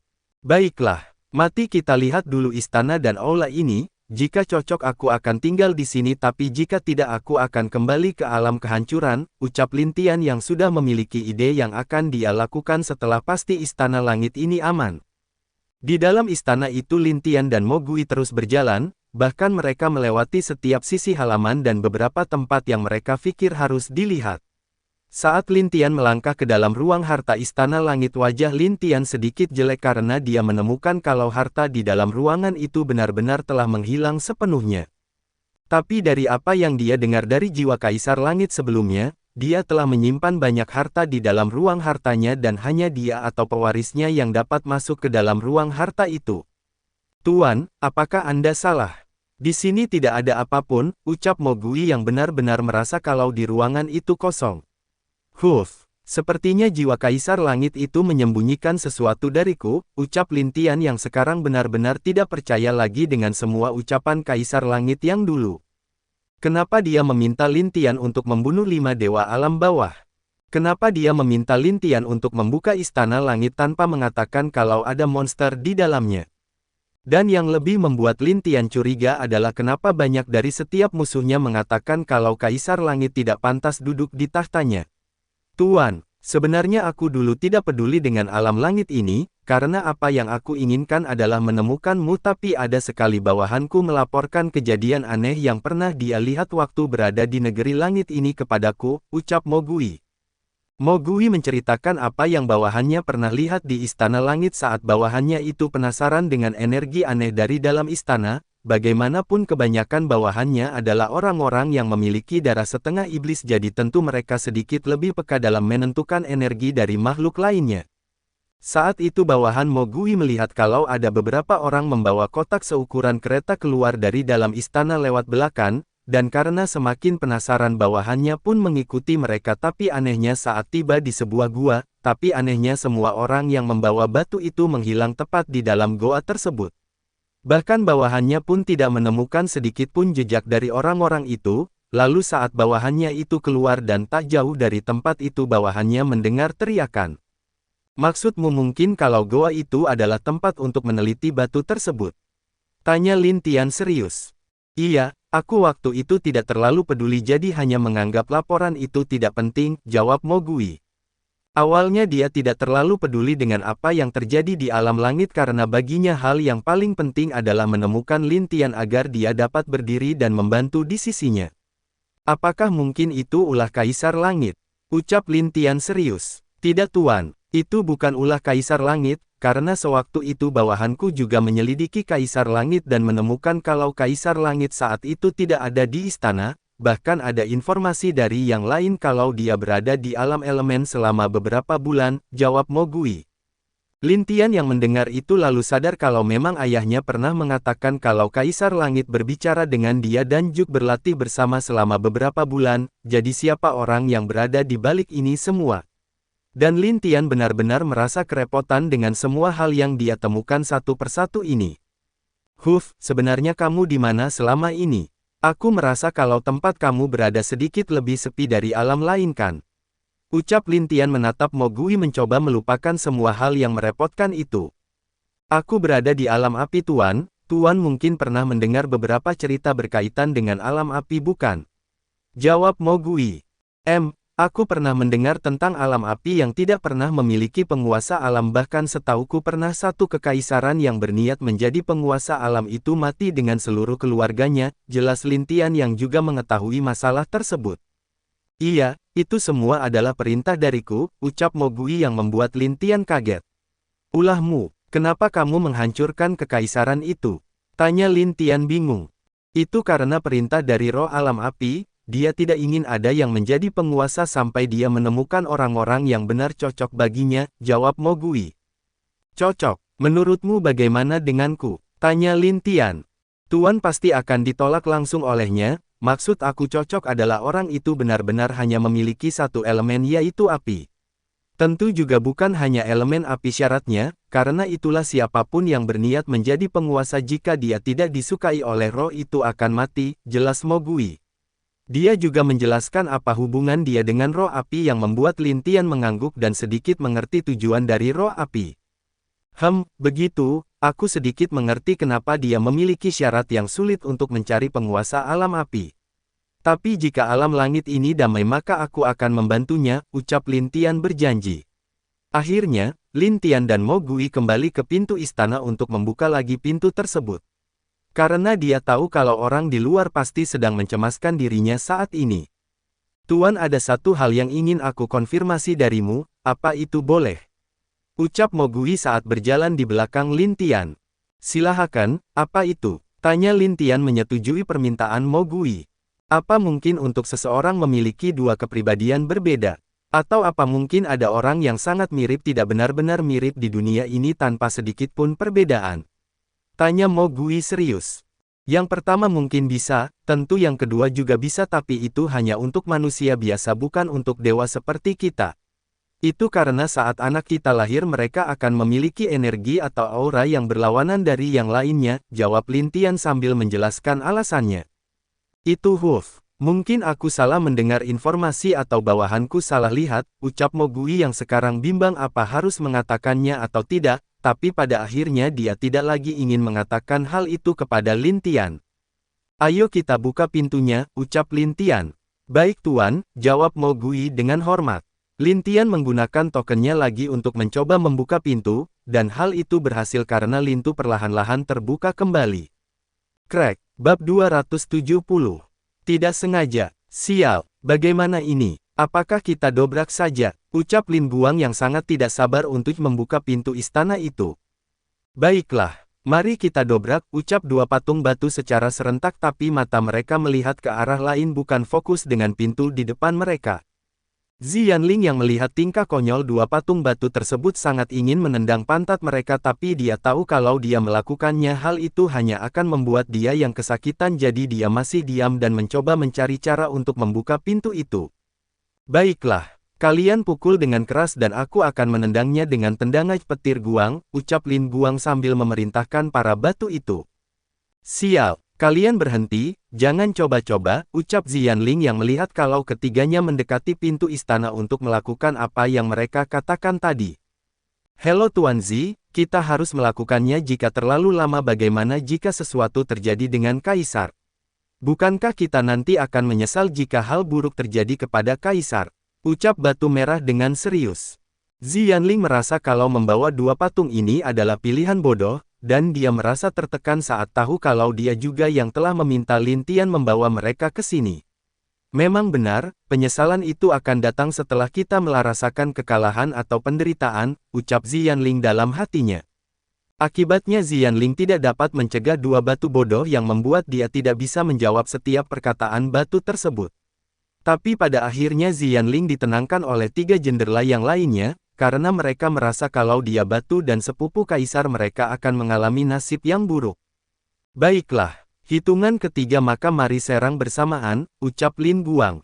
1, 2, 3, serang, teriak Lin Guang. Kedua patung itu mengatakan tinjunya ke depan gerbang tersebut dan diikuti dengan Lin Guang yang terlihat melakukan gaya tendangan. Krek, sayangnya saat mereka sudah dekat pintu tersebut tiba-tiba terbuka, dan mereka melihat kalau ada Lin Tian di depan pintu yang terbuka itu. Dengan sekuat tenaga ketiganya mencoba menghentikan serangan mereka tapi gagal. Mo Gui yang melihat itu kaget dan langsung muncul di depan Lin Tian menahan serangan ketiganya itu, dan dengan sangat keras ketiganya dipukul keluar ke dalam hutan jauh dari Istana Langit. Aku benarkan, ucap Jenderal Zhao kepada Xianling yang kaget melihat dua batu yang melayang terbang jauh itu, sedangkan dia merasa kasihan dengan Lin Guang yang bahkan entah kemana terbangnya itu. Tuan kamu tidak apa-apa, tanya Mo Gui. Aku tidak apa-apa tapi kamu telah menerbangkan tiga orang itu dengan cukup keras, jawab Lin Tian menggelengkan kepalanya. Dia belum tahu siapa ketiga orang itu dan dia hanya tahu kalau kemungkinan ketiganya mencoba untuk membuka pintu istana dengan kekerasan. Maaf tuan, aku akan mencari mereka, ucap Mo Gui agak malu. Tidak usah, biarkan beberapa prajurit yang pergi mencari mereka, jawab Lin Tian yang tidak terlalu peduli. Kaisar Anda baik-baik saja, tanya Xianling dengan cemas memandang Lin Tian. Aku tidak apa-apa, ngomong-ngomong siapa tiga orang yang terbang itu? Tanya Lin Tian. Xianling bingung apa dia harus mengatakannya atau tidak. Tapi setelah melihat Lin Tian menunggu jawaban darinya, yang membuat dia akhirnya dengan terpaksa mengatakannya. Dua di antara mereka adalah dua suku batu, jawab Xianling. Oh, kalau begitu biarkan saja, lalu siapa satu lagi? Itu sepupu Anda Lin Guang, jawab Xianling. Bagaimana bisa? Ucap Lin Tian kaget. Dia tidak menyangka salah satu dari orang yang diterbangkan oleh Mo Gui adalah sepupunya sendiri. Jika itu dua batu bodoh dia tidak terlalu peduli tapi sekarang sepupunya sendiri entah kemana terbang akibat pukulan Mo Gui. Tuan bagaimana ini? Ucap Mo Gui bingung sambil menggaruk kepalanya. Sudahlah, Xianling bantu aku untuk mencarinya dengan memerintahkan saudaramu yang lain, ucap Lin Tian. Baik Kaisar, Xianling setuju, karena hatinya juga merasa baik setelah melihat dua batu bodoh diterbangkan di depan matanya dengan sangat keras. Akhirnya aku bisa merasakan ketenangan di dalam hatiku, ucap Xianling di dalam hatinya. Setelah itu Lin Tian membawa mereka ke aula pertemuan untuk mengadakan rapat bersama. Lin Tian duduk di takhta kaisar dengan pakaian berwarna putih. Dia terlihat sangat tampan bagi para wanita yang melihatnya. Hei, kenapa aku baru merasa kaisar sangat tampan sekarang? Fikir jenderal wanita dari keluarga Zhao atau anak dari jenderal Zhao. Ini baru sepupuku, dia memang terlihat tampan dari segala sisi, ucap Mu Jinger di dalam hatinya memuji ketampanan Lin Tian. Baiklah, mari kita mulai membahas masa depan negeri langit, ucap Lin Tian. Para jenderal dan beberapa fraksi yang ada di negeri langit mengangguk setuju. Di sana Lin Tian memulai merencanakan agar memanggil seluruh penguasa alam yang ada untuk datang ke negeri langit. Dia ingin membahas dengan para penguasa bagaimana mengontrol situasi alam langit ke depannya, karena dengan mengadakan pertemuanlah mereka dapat menggabungkan ide-ide yang menurut mereka baik. Kaisar, jika ada penguasa yang menolak bagaimana? Tanya Jenderal Nan. Selidiki kenapa mereka menolak datang. Jika ada bukti mereka melakukan kejahatan maka mati kita buat mereka hadir di sini secara paksa, tentu saja itu untuk hukumanku, jawab Lin Tian dengan senyum dingin. Dia juga tahu pasti ada beberapa alam yang menolak, baik yang memberontak atau yang merasa kalau Lin Tian tidak pantas menjadi kaisar langit. Jika mereka tidak melakukan kejahatan yang berarti Lin Tian akan menggunakan cara pendekatan lembut, tapi jika mereka melakukan kejahatan yang sama dengan kelompok dewa penghancur maka dia tidak segan untuk menghancurkan mereka. 3 Jenderal, aku ingin kalian mengawasi setiap gerakan yang aneh di negeri langit, lalu beberapa sekte dan juga keluarga tersembunyi negeri langit. Bantu 3 Jenderal, kalian mengerti? Perintah Lin Tian dengan serius. Kami mengerti Kaisar, ucap semua petinggi yang hadir dengan penuh hormat. Jangan sampai melepaskan sedikit pun tikus yang ada di negeri langit, karena mereka hanya akan merusak sedikit demi sedikit negeri langit ini, bahkan mungkin seluruh alam langit jika nafsu makan mereka telah bertambah besar, jelas Lin Tian dengan serius. Semua petinggi itu mengangguk setuju, dan mereka juga telah mengakui kekuatan Lin Tian, jadi mereka dengan tulus mengikutinya dengan sepenuh hati. Oh iya, bagaimana dengan tubuh Dewa Naga yang mati itu? Rencananya malam ini aku ingin mengadakan pesta bersama kalian, apakah sudah ada yang menyimpannya? Tanya Lin Tian. Tuan, kami memang menyimpan tubuhnya, tapi untuk yang lain, Jenderal Zhao agak menghela nafas. Sialan, 5 berandalan, bab 271, keluarga yang bermasalah. Lin Tian tahu apa maksud dari Jenderal Zhao. Dia benar-benar sangat marah sekarang karena 5 saudaranya mencuri 9 kepala, yang mana jika dipanggang itu benar-benar sangat enak menurut Lin Tian. Tentu saja bayi kecil dan naga kecil juga tahu akan hal itu, karena itulah mereka mengambil 9 kepala dan 1 ekor Dewa Naga kepala 9 tersebut. Lin Tian benar-benar mencoba menahan rasa sakit di hatinya. Untuk sesaat para pemimpin dan jenderal di sana tahu hal yang paling membuat kesal Kaisar mereka mungkin adalah tingkah laku saudaranya. Adik, tetap tenang. Mungkin saja mereka masih berada di sekitar sini. Bagaimana jika kakak perintahkan beberapa orang untuk mencari mereka, ucap Mu Jinger mencoba menenangkan Lin Tian. Bahkan jika kalian mencari mereka dengan mengirim banyak orang sekalipun sudah dipastikan tidak akan ada yang bisa menemukan mereka jika mereka berniat untuk sembunyi, jawab Lin Tian sambil menghela nafas berat. Tunggu, apakah anjing kecil sialan itu juga pergi? Tanya Lin Tian yang merasa kalau Lang kecil tidak ada di dekatnya. Iya, dia juga pergi bersama 5 saudara itu, jawab Mu Jinger. Belum selesai satu malah yang lain juga telah membuatku kesal, ucap Lin Tian dengan wajah marah. Dia memandang Mu Jinger dengan tatapan yang berbeda. Melihat itu Mu Jinger tahu kalau dirinya tidak akan lolos dari amarah Lin Tian, jadi dia langsung menundukkan kepalanya tidak berani melihat Lin Tian. Baiklah, jenderal-jenderalku, kalian minta beberapa orang yang bisa memasak untuk mengolah daging naga kepala 9 menjadi santapan, dan untuk hari ini sampai besok mari kita berpesta. Lin Tian langsung memerintahkan mereka untuk mengadakan pesta sampai besok yang cukup membuat mereka bahagia, tentu karena mereka akan memakan daging naga membuat mereka benar-benar berpikir untuk mencari orang yang tepat untuk mengolah daging itu. Sedangkan Lin Tian mengatakan kalau dia tidak akan ada untuk pesta itu karena dia akan kembali ke alam kehancuran. Mendengar itu Mo Gui meminta ikut bersama Lin Tian karena dia hanya ingin di sisi Lin Tian. Lin Tian menolak dan memerintahkan dia untuk mencari tempat rahasia untuk membangun pangkalan bagi tim yang akan mereka pimpin. Dengan terpaksa Mo Gui sedikit kecewa, tapi dia dengan senang hati untuk membantu Lin Tian membangun kekuatannya sendiri. Di depan Lin Tian duduk menatap Mu Jinger yang terlihat masih menundukkan kepalanya. Dia tahu kalau Lin Tian sedang kesal dengan tingkah dia dan wanita lainnya saat Lin Tian tidak ada di rumah. Katakan padaku kakak Jinger, apa yang harus aku lakukan agar kalian kapok? Atau kalian benar-benar ingin membuat kelompok seperti 5 berandalan itu? Ucap Lin Tian dengan suara tegas. Itu, adik kakak yang tampan, bukan begitu hanya kami.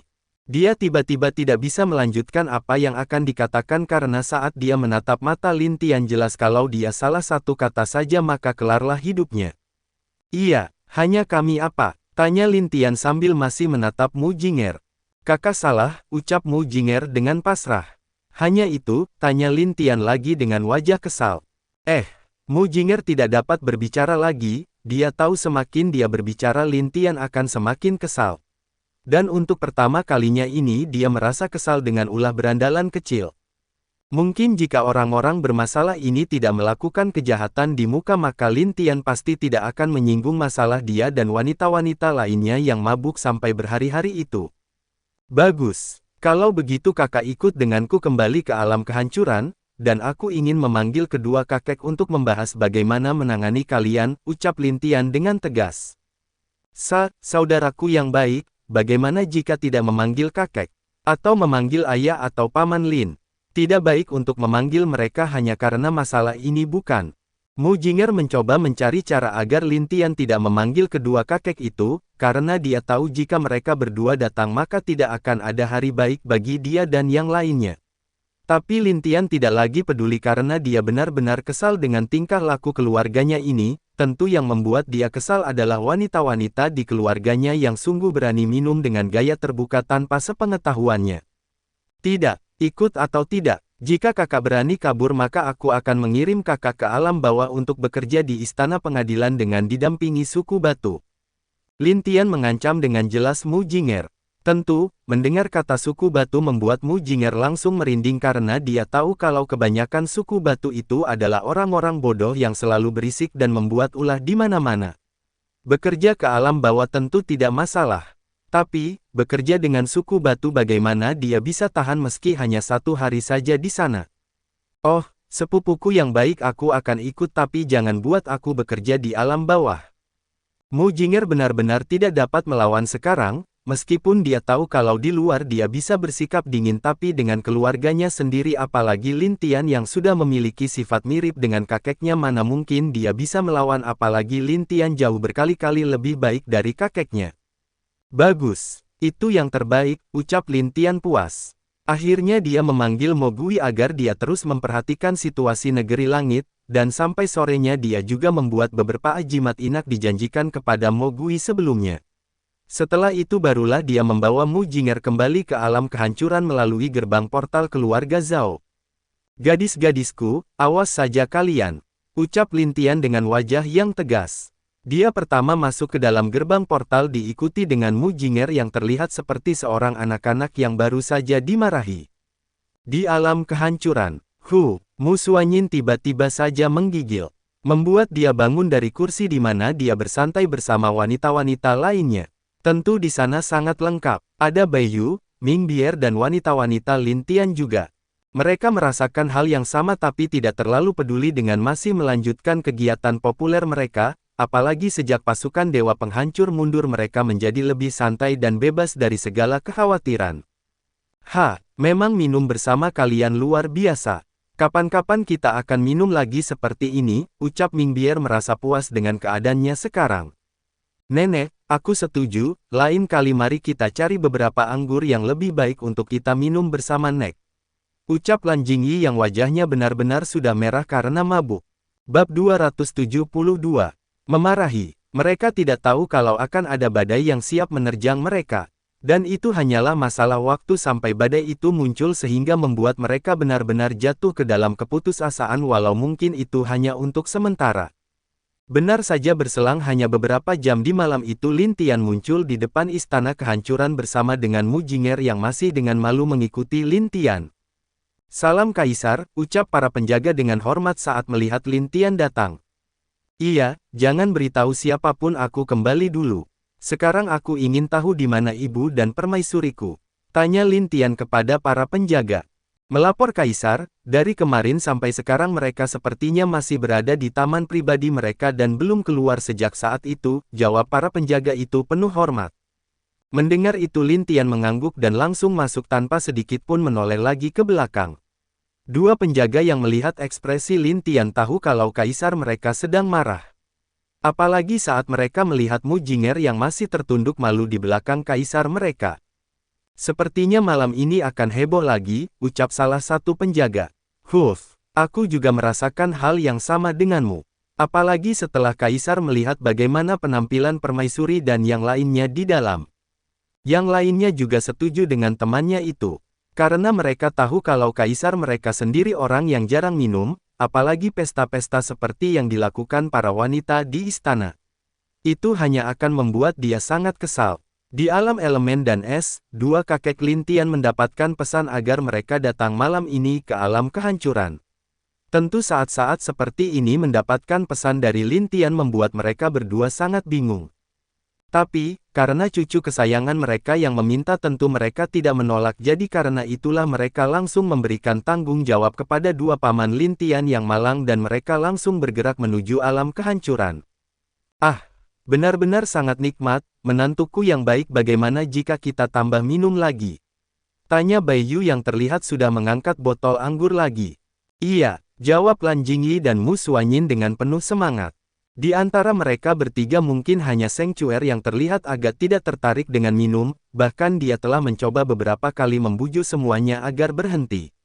Karena dia takut Lin Tian kembali dan memergoki mereka seperti ini pasti akan membuat Lin Tian sangat marah. Sayangnya dia diberikan anggur dengna paksa oleh mertua dan juga neneknya membuat dia menjadi agak mabuk tapi tidak terlalu mabuk. Hanya, efek samping dari itu membuat dia langsung mau minum lagi. Kakak, bukankah sebaiknya kita berhenti? Tanya Seng Chuer dengan cemas. Apa yang kamu cemaskan adik? Tenang saja, suami kita tidak akan kembali untuk beberapa hari ini karena sibuk di negeri langit, jawab Lan Jingyi dengan penuh semangat mengangkat dan meminum anggur. Tapi, itu benar adik, meskipun dia kembali dia tidak akan bisa marah dengan kita karena kita memiliki ibu bayi dan nenek bersama kita. Mu Suanyin dengan penuh keyakinan percaya bahwa Lin Tian tidak akan berani memarahi mereka meskipun dia tahu kalau mereka semua melakukan hal seperti ini tanpa dia, tentu keyakinan itu ada pada nenek dan ibu mertua mereka, hanya saja mereka salah langkah. Lin Tian telah dibuat kesal oleh 5 berandalan yang sekarang telah menjadi 6 berandalan. Dan dia juga sadar kalau wanita dan juga keluarganya yang lain sedang berpesta aneh di sini menambah kekesalannya.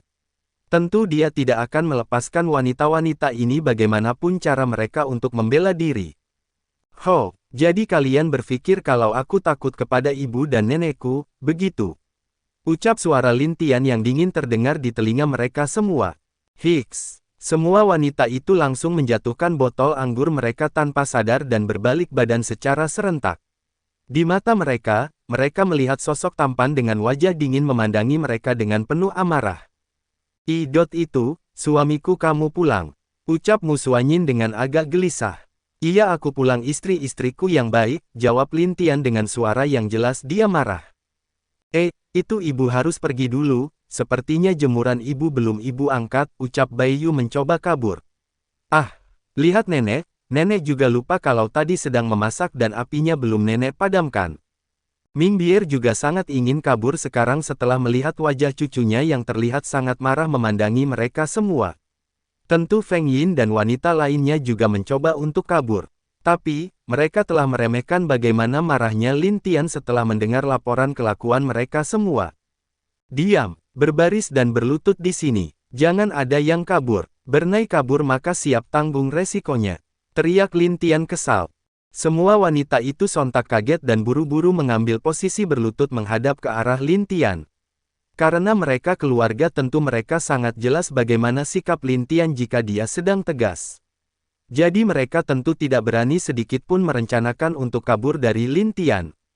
Bagus, tidak ada yang kabur, ucap Lin Tian dengan suara tegas. Ming Bier biasanya sedikit tidak terkendali benar-benar patuh seperti kucing yang baru saja ketahuan mencuri. Bahkan Seng Chuer merasa sedih saat tahu kalau apa yang dia takuti benar-benar terjadi sekarang.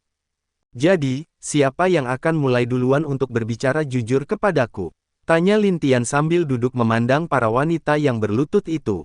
Itu, anakku, kami sebenarnya sedikit lelah jadi, karena itulah kami pesta sedikit di sini, ucap Bai Yu. Iya cucuku, kami hanya sedikit lelah. Suami, kami hanya sedikit berpesta di sini. Jadi jangan marah ya. Benar suamiku. Mu Suanyin dan Lan Jingyi berbicara dengan berani karena mereka berpikir kalau saat Bai Yu berbicara mereka bisa selamat. Hanya Seng Chuer yang tidak mengatakan apapun karena dia tahu kalau apapun yang mereka katakan itu percuma. Sedikit lelah, sedikit pesta, hampir setiap hari dalam seminggu begitukah yang dinamakan sedikit pesta? Tanya Lin Tian dengan marah. Itu, keempatnya terdiam. Bahkan Feng Yin tidak berani ikut-ikut berbicara karena dia juga sama-sama tahu kalau Lin Tian tidak akan bisa dibujuk dengan alasan apapun. Cucuku, apa yang membuat kamu memanggil kami ke sini? Ucap suara yang datang dari luar. Seketika itu wajah Mu Jinger dan juga adiknya Mi jadi kaku, karena mereka sangat mengenal suara siapa itu. Bahkan Ming Bier juga sangat cemas karena dia merasakan kalau ada aura yang mirip dengan suaminya. Kakek, kalian akhirnya datang, ucap Lin Tian menyapa keduanya. Hahaha, cucuku yang baik ternyata sudah berkembang dengan baik, ucap Lin Sang dengan bangga. Bab 273. Kedatangan dua kakek. Cucuku tersayang, apa yang terjadi di sini? Tanya Lin Sang dengan wajah heran melihat wanita-wanita yang berlutut di lantai dengan wajah malu itu. Mu Chao dengan kebingungan juga ingin menanyakan hal sama dengan Lin Tian, tapi karena Lin Sang sudah berbicara maka dia hanya menatap Lin Tian menunggu jawaban menantunya itu. Lin Tian menjelaskan kenapa wanita-wanita ini bisa berlutut di depan dia saat ini. Awalnya Mu Chao dan Lin Sang masih terlihat tenang dan santai tapi setelah hampir ke tengah penjelasan Lin Tian wajah mereka menjadi sangat jelek. Bahkan dada Lin Sang sudah naik turun saat tahu kelakuan istrinya di sini. Mu Chao bahkan lebih menghela nafas saat menatap dua adik kakak yang sekarang tertunduk malu itu. Dia awalnya berpikir kalau sifat Mu Chen tidak akan diturunkan ke anak perempuan jadi dia tidak terlalu memperhatikan mereka berdua. Tapi kenyataan telah benar-benar membuat dia sadar kembali. Itu karena bagaimanapun perbedaan sifat anakan dengan orang tuanya, yang namanya sifat orang tua pasti akan tetap ada di dalam tubuh si anak walaupun hanya sedikit. Anak baik, bagus. Ucap Mu Chao dengan senyum dingin. Kedua gadis itu ketakutan saat melihat senyum Mu Chao. Mereka tahu kakek yang sangat mencintai dan menyayangi mereka sekarang telah sangat marah kepada mereka. Ada yang ingin kamu katakan lagi? Tanya Lin Sang kepada Ming Bier. Itu, tidak ada, jawab Ming Bier tahu kalau suaminya tidak akan melepaskan dia kali ini. Jadi, daripada menambah emosi suaminya lebih baik pasrah menerima keadaannya yang sekarang. Dan kalian juga, malam ini mari kita berbicara dengan baik-baik, ucap Lin Sang menatap wanita-wanita yang lain. Iya, cucuku mungkin tidak bisa memarahi kalian terlalu berat karena dia hampir dibilang muda. Jadi sekarang aku tahu kenapa cucuku memanggil kami ke sini, tambah Mu Chao dengan suara dingin. Dia tahu kalau Lin Tian tidak mungkin bisa terlalu keras kepada para wanita-wanita ini, karena bagaimanapun satu ada ibunya, nenek, dua sepupunya dan juga istri-istrinya. Meskipun dia bisa memarahi istrinya tapi lebih baik jika kakeknya yang turun tangan karena akan lebih memiliki efek terhadap mereka.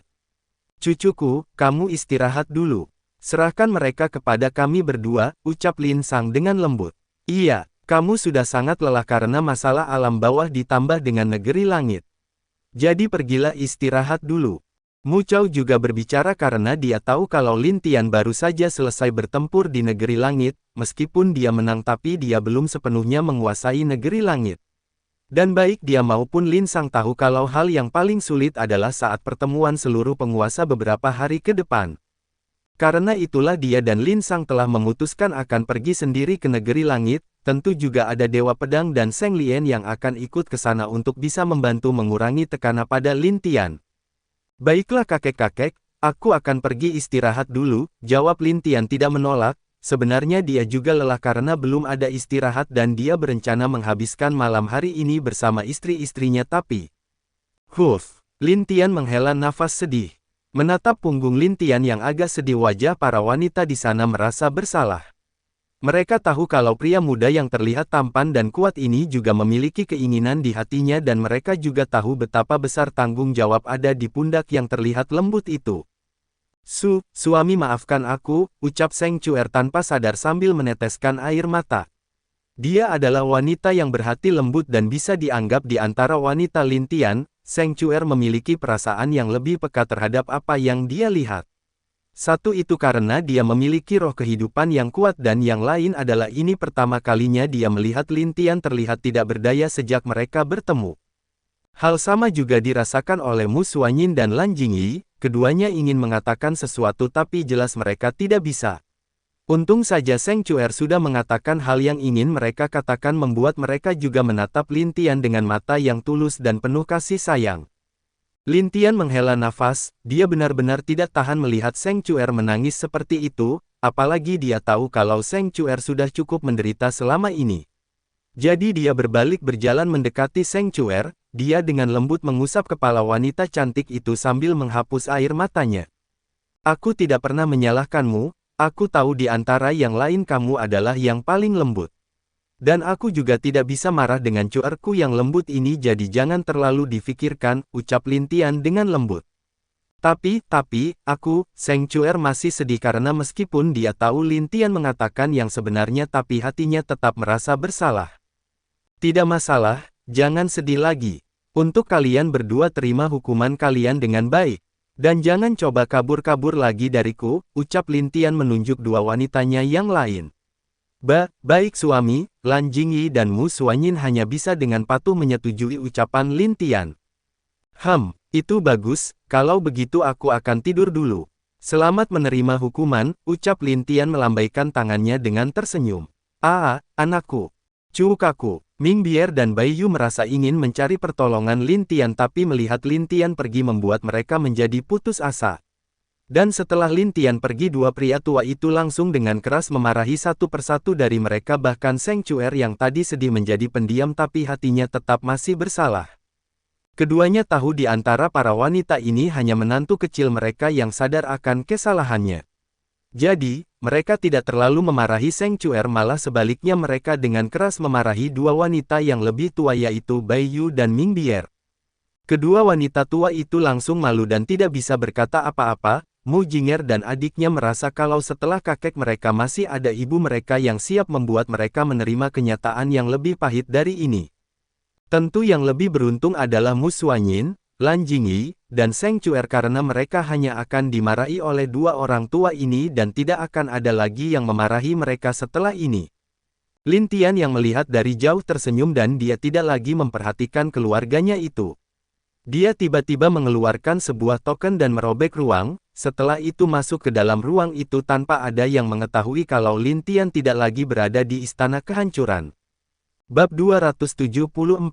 Pintu Putih. Tiba-tiba sosok yang tadi sedang tidur di kursi berdiri saat melihat ada celah ruang yang tiba-tiba terbuka. Dan saat dia melihat siapa yang muncul, dia tidak bisa untuk tidak tersenyum memandang pria muda itu.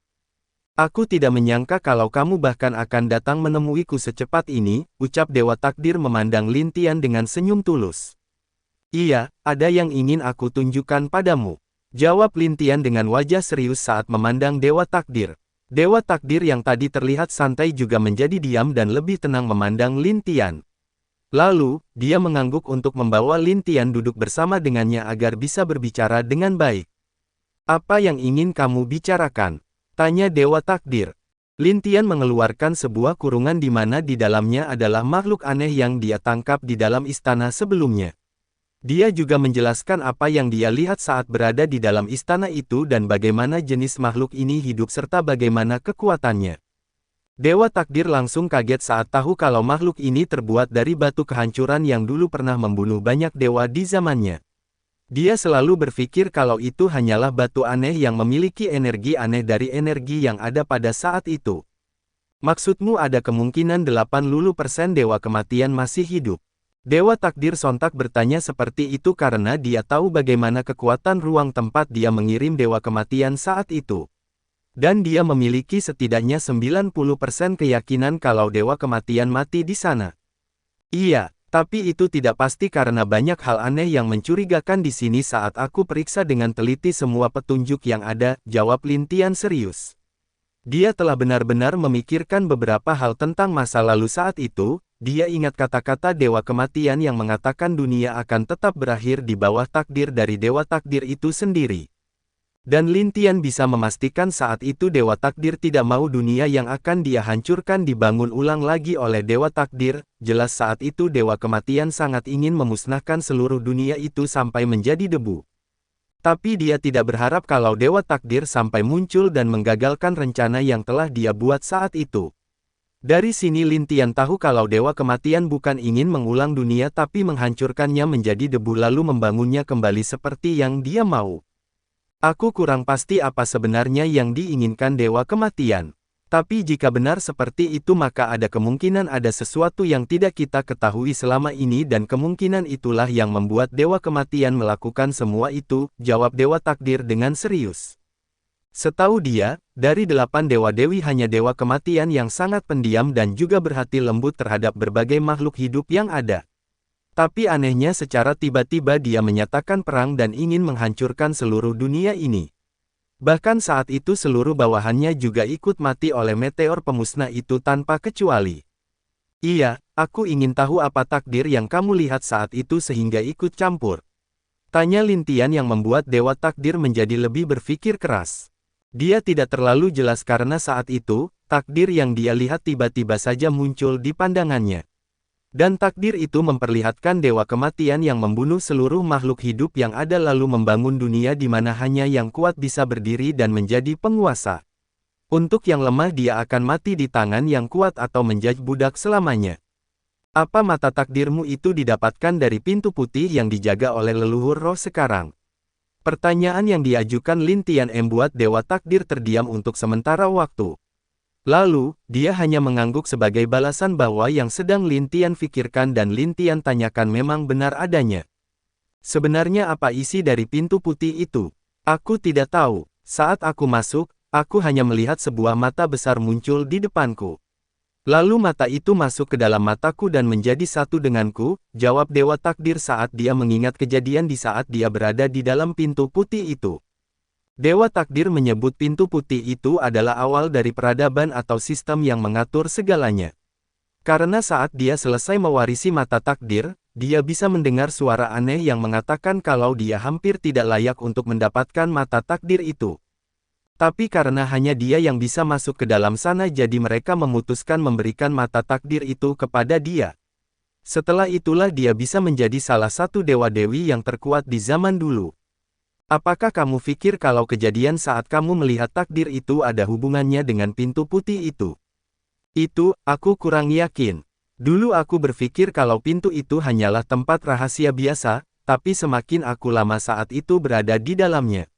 Aku sadar kalau tempat itu tidak sesederhana yang difikirkan seseorang karena saat itu aku merasa untuk pertama kalinya kalau kematian ada di dekatku. Baik dia pun juga ragu, karena setelah dia mendapatkan pelatihan di sana. Dia hanya diminta untuk menjadi penjaga pintu ini lalu hal sama juga diberikan kepada leluhur roh. Jika benar maka apa yang ada di pintu itu adalah sesuatu yang menguasai dunia ini atau sesuatu yang sangat ingin mengontrol semua isi di dunia ini, pikir Lin Tian tidak memberitahu hal tersebut kepada Dewa Takdir. Dengan begitu, dia akan memutuskan untuk masuk ke sana setelah benar-benar memiliki kekuatan yang nyata dan dapat mengendalikan takdirnya sendiri. Karena dia yakin kalau apa yang ada di dalam sana mungkin adalah hal-hal yang dapat mengendalikan takdir seseorang. Apa rencanamu setelah ini? Tanya Dewa Takdir kepada Lin Tian. Mungkin aku akan mengatur negeri langit dan seluruh alam langit dulu, baru aku akan memulai apa yang akan aku lakukan, jawab Lin Tian dengan tenang. Kalau begitu bagus, aku akan menunggu kabar baik darimu. Aku sangat ingin melihat perubahan apa yang akan kamu bawa ke seluruh alam ini, ucap Dewa Takdir. Kamu hanya perlu menunggu. Lin Tian tersenyum memandang Dewa Takdir. Meskipun ada sedikit sesuatu yang membuat dia masih ragu tapi dia tidak akan membicarakannya lagi dengan Dewa Takdir. Karena dia takut jika tebakan dia benar maka itu bisa membuat seluruh apa yang dia rencanakan akan gagal. Resiko yang akan dia alami bukan hanya tentang dirinya tapi seluruh orang-orang yang bersama dengannya. Dia tidak akan membiarkan semua itu terjadi terhadap orang-orang yang telah memberikan kepercayaan mereka kepadanya. Apa itu? Kenapa semuanya seperti telah mulai mengarah ke satu titik? Ucap Lin Tian dalam hatinya. Bab 275. Malangnya Lin Guang. Apakah ada masalah? Tidak ada, hanya aku merasa kalau pria itu belum membuka segelnya. Dewa penghancur sedang duduk di kursinya dan di belakangnya ada sosok yang terlihat berdiri memandang dia. Tentu keduanya sudah sangat akrab dan mereka sudah mengetahui satu sama lain selama ini. Rencananya Dewa penghancur akan menunggu sampai segel dari alam langit menghilang. Tapi, sampai sekarang segel itu tidak hilang bahkan dia merasa kalau segel itu telah menjadi kuat. Hal ini membuat dia menjadi sedikit marah dengan apa yang dilakukan Lin Tian. Mungkinkah dia telah mengetahui rencana kita? Tanya sosok itu. Tidak, meskipun dia kuat dan pintar tapi dia tidak akan semudah itu mengetahui apa yang kita inginkan. Apalagi aku merasa kalau pria ini sedang mencari sesuatu, jawab Dewa Penghancur dengan tegas. Kalau begitu mari kita tunggu sebentar. Dan jika memang dia tidak membuka segel maka kita bisa memulai dari tempat yang telah kita temukan itu, jawab sosok tersebut. Iya, hanya bisa begitu. Terima kasih sudah bersamaku selama ini, ucap Dewa Penghancur secara tiba-tiba. Sosok itu terdiam saat mendengar ucapan Dewa Penghancur. Bahkan dia untuk sesaat tidak dapat mengatakan apapun sebagai jawaban dari ucapan Dewa Penghancur itu. Jangan terlalu sopan kepada aku yang ingin mengikutimu dan aku juga menginginkan apa yang kamu inginkan juga, jawab sosok itu setelah beberapa saat diam. Aku hanya berharap bocah itu tidak menghalangiku. Sosok tersebut mengangguk setuju dengan ucapan dari Dewa Penghancur. Bagaimana baik dia dan Dewa Penghancur tidak ingin Lin Tian mengganggu rencana mereka. Dan mereka juga tidak ingin menjadi musuh dengan Lin Tian setelah mereka melihat bagaimana cara dia memimpin perang. Terjebak dalam cinta itu memang sulit untuk dilepaskan, ucap Dewa Penghancur dengan agak berat. Tapi cinta juga adalah senjata paling kuat teruntuk pasangan tersebut. Mendengar itu Dewa Penghancur hanya mengangguk, dia sudah mengetahui kalau cinta itu seperti pedang bermata dua. Jika tidak bisa mengendalikan pedang itu maka pedang itu sendiri akan memotong mereka atau tuan pedang itu menjadi debu. Kenapa aku harus bernasib seperti ini? Pria dengan baju yang lusuh dan kotor tiba-tiba muncul dari dalam rawa. Pria itu tentu adalah Lin Guang yang telah terdampar karena diterbangkan oleh Mo Gui sebelumnya. Dengan keadaan itu Lin Guang keluar dari dalam rawa. Hanya saat dia keluar di tangan kanannya membawa mayat yang setengah sudah menjadi tulang keluar dari rawa itu. Kenapa mayat ini begitu aneh? Dan juga tulangnya kenapa itu berwarna perak bukan seperti tulang biasa? Fikir Lin Guang melemparkan mayat itu ke atas. Dia memeriksa untuk beberapa saat tapi dia hanya menemukan suatu tulisan aneh yang tidak dia mengerti. Tulisan itu sangat kecil bahkan jika orang-orang tidak terlalu memperhatikannya dengan teliti maka sangat tidak mungkin menemukan tulisan tersebut di tulang itu. Untung saja mayat ini tidak kebal terhadap petirku, ucap Lin Guang. Saat dia terlempar masuk ke dalam rawa, dia secara tidak sengaja menemukan banyak mayat seperti ini. Bahkan untuk mengalahkan mayat ini, dia harus menggunakan elemen petir dan apinya tapi itu juga tidak dapat menghancurkan tulang-tulang perak ini. Hanya dapat membuat monster ini lumpuh atau jiwa yang tersisa di dalamnya menghilang. Dia juga sengaja untuk membawa satu mayat tulang ini agar bisa dilihat oleh Lin Tian. Kenapa hidupku sial sekali? Lihatlah, pakaianku kotor dan juga wajah tampanku penuh dengan lumpur, ucap Lin Guang saat merasakan wajahnya yang kotor. Dia memasukkan mayat itu ke dalam cincin ruangnya, dan Lin Guang langsung mencari danau atau sungai yang ada di sekitar sana untuk membersihkan badannya. Siapa itu? Apakah itu juga makhluk aneh yang dikatakan Kaisar? Ucap sosok hitam yang mana dia adalah anak buah Mo Gui. Mungkin, ayo kita tangkap dia, ucap yang lainnya. Boom! Weber, Lin Guang kaget dengan serangan tiba-tiba yang dilakukan oleh ketiga bawahan Mo Gui itu. Sial, kenapa kalian menyerangku? Tanya Lin Guang yang benar-benar terlihat kesal menatap dua orang yang terbang di langit. Makhluk aneh ini bisa bicara seperti kita. Keduanya terlihat kaget karena merasa kalau makhluk yang dikatakan oleh pemimpin mereka ini bisa bicara, dan mereka menebak kalau Lin Guang sebagai makhluk yang telah memiliki kecerdasan sendiri. Ini gawat, ayo tangkap dia. Keduanya langsung menyerang Lin Guang yang tidak siap. Saat keduanya mendekat salah satu dari mereka menghilang, dan tiba-tiba muncul di belakang Lin Guang. Sial, ucap Lin Guang yang mengayunkan kedua tinjunya ke arah keduanya. Boom! Lin Guang tercengang saat tahu kalau keduanya tidak bermaksud menyerang dia tapi mereka berdua ternyata ingin menyegel dia dengan sebuah jimat. Orang ini cukup kuat, sayangnya dia terlalu bodoh dan tidak tahu kalau kita hanya ingin menyegel dia, ucap salah satu dari dua orang itu. Iya, benar-benar bodoh. Lin Guang yang mendengar ucapan keduanya benar-benar kesal, tapi dia tidak bisa bergerak ataupun berbicara lagi karena seluruh tubuhnya telah benar-benar disegel oleh jimat itu. Baiklah, mari kita bawa kembali ke istana. Iya, Tuan pasti senang. Akhirnya kedua orang itu membawa Lin Guang kembali sebagai tahanan mereka berdua. Hanya terlihat ekspresi Lin Guang yang sudah depresi karena orang-orang ini merasa kalau dia adalah makhluk yang aneh. Aku tidak akan berani berbohong lagi kepada kakek, ucap Lin Guang dalam hatinya merasa kalau hidup sedihnya ini berhubungan dengan dia yang sering nakal dan tidak terkendali. Di tempat lain, Mo Gui dan Zi Yanling terlihat sedang berdiskusi untuk mencari tempat bagi kelompok mereka sesuai dengan instruksi Lin Tian sebelumnya. Tiba-tiba saat mereka akan memutuskan untuk memilih tempat, ada yang memberitahu dia kalau bawahannya membawa sosok aneh yang sudah memiliki kesadaran sendiri seperti layaknya manusia. Jadi, mereka langsung pergi meninggalkan semua kepentingan mereka dulu dan keluar untuk melihat makhluk tersebut. Hanya apa yang mereka lihat tidak sesuai dengan kenyataan karena makhluk aneh yang ditangkap dua bawahan Mo Gui itu adalah Lin Guang yang dilemparkan oleh Mo Gui sebelumnya. Sial, ini adalah sepupu kaisar, ucap Mo Gui agak marah kepada bawahannya. Tapi dia terlihat aneh dan juga sangat jelek, ucap salah satu bawahannya yang lain. Sial, siapa yang kau katakan jelek?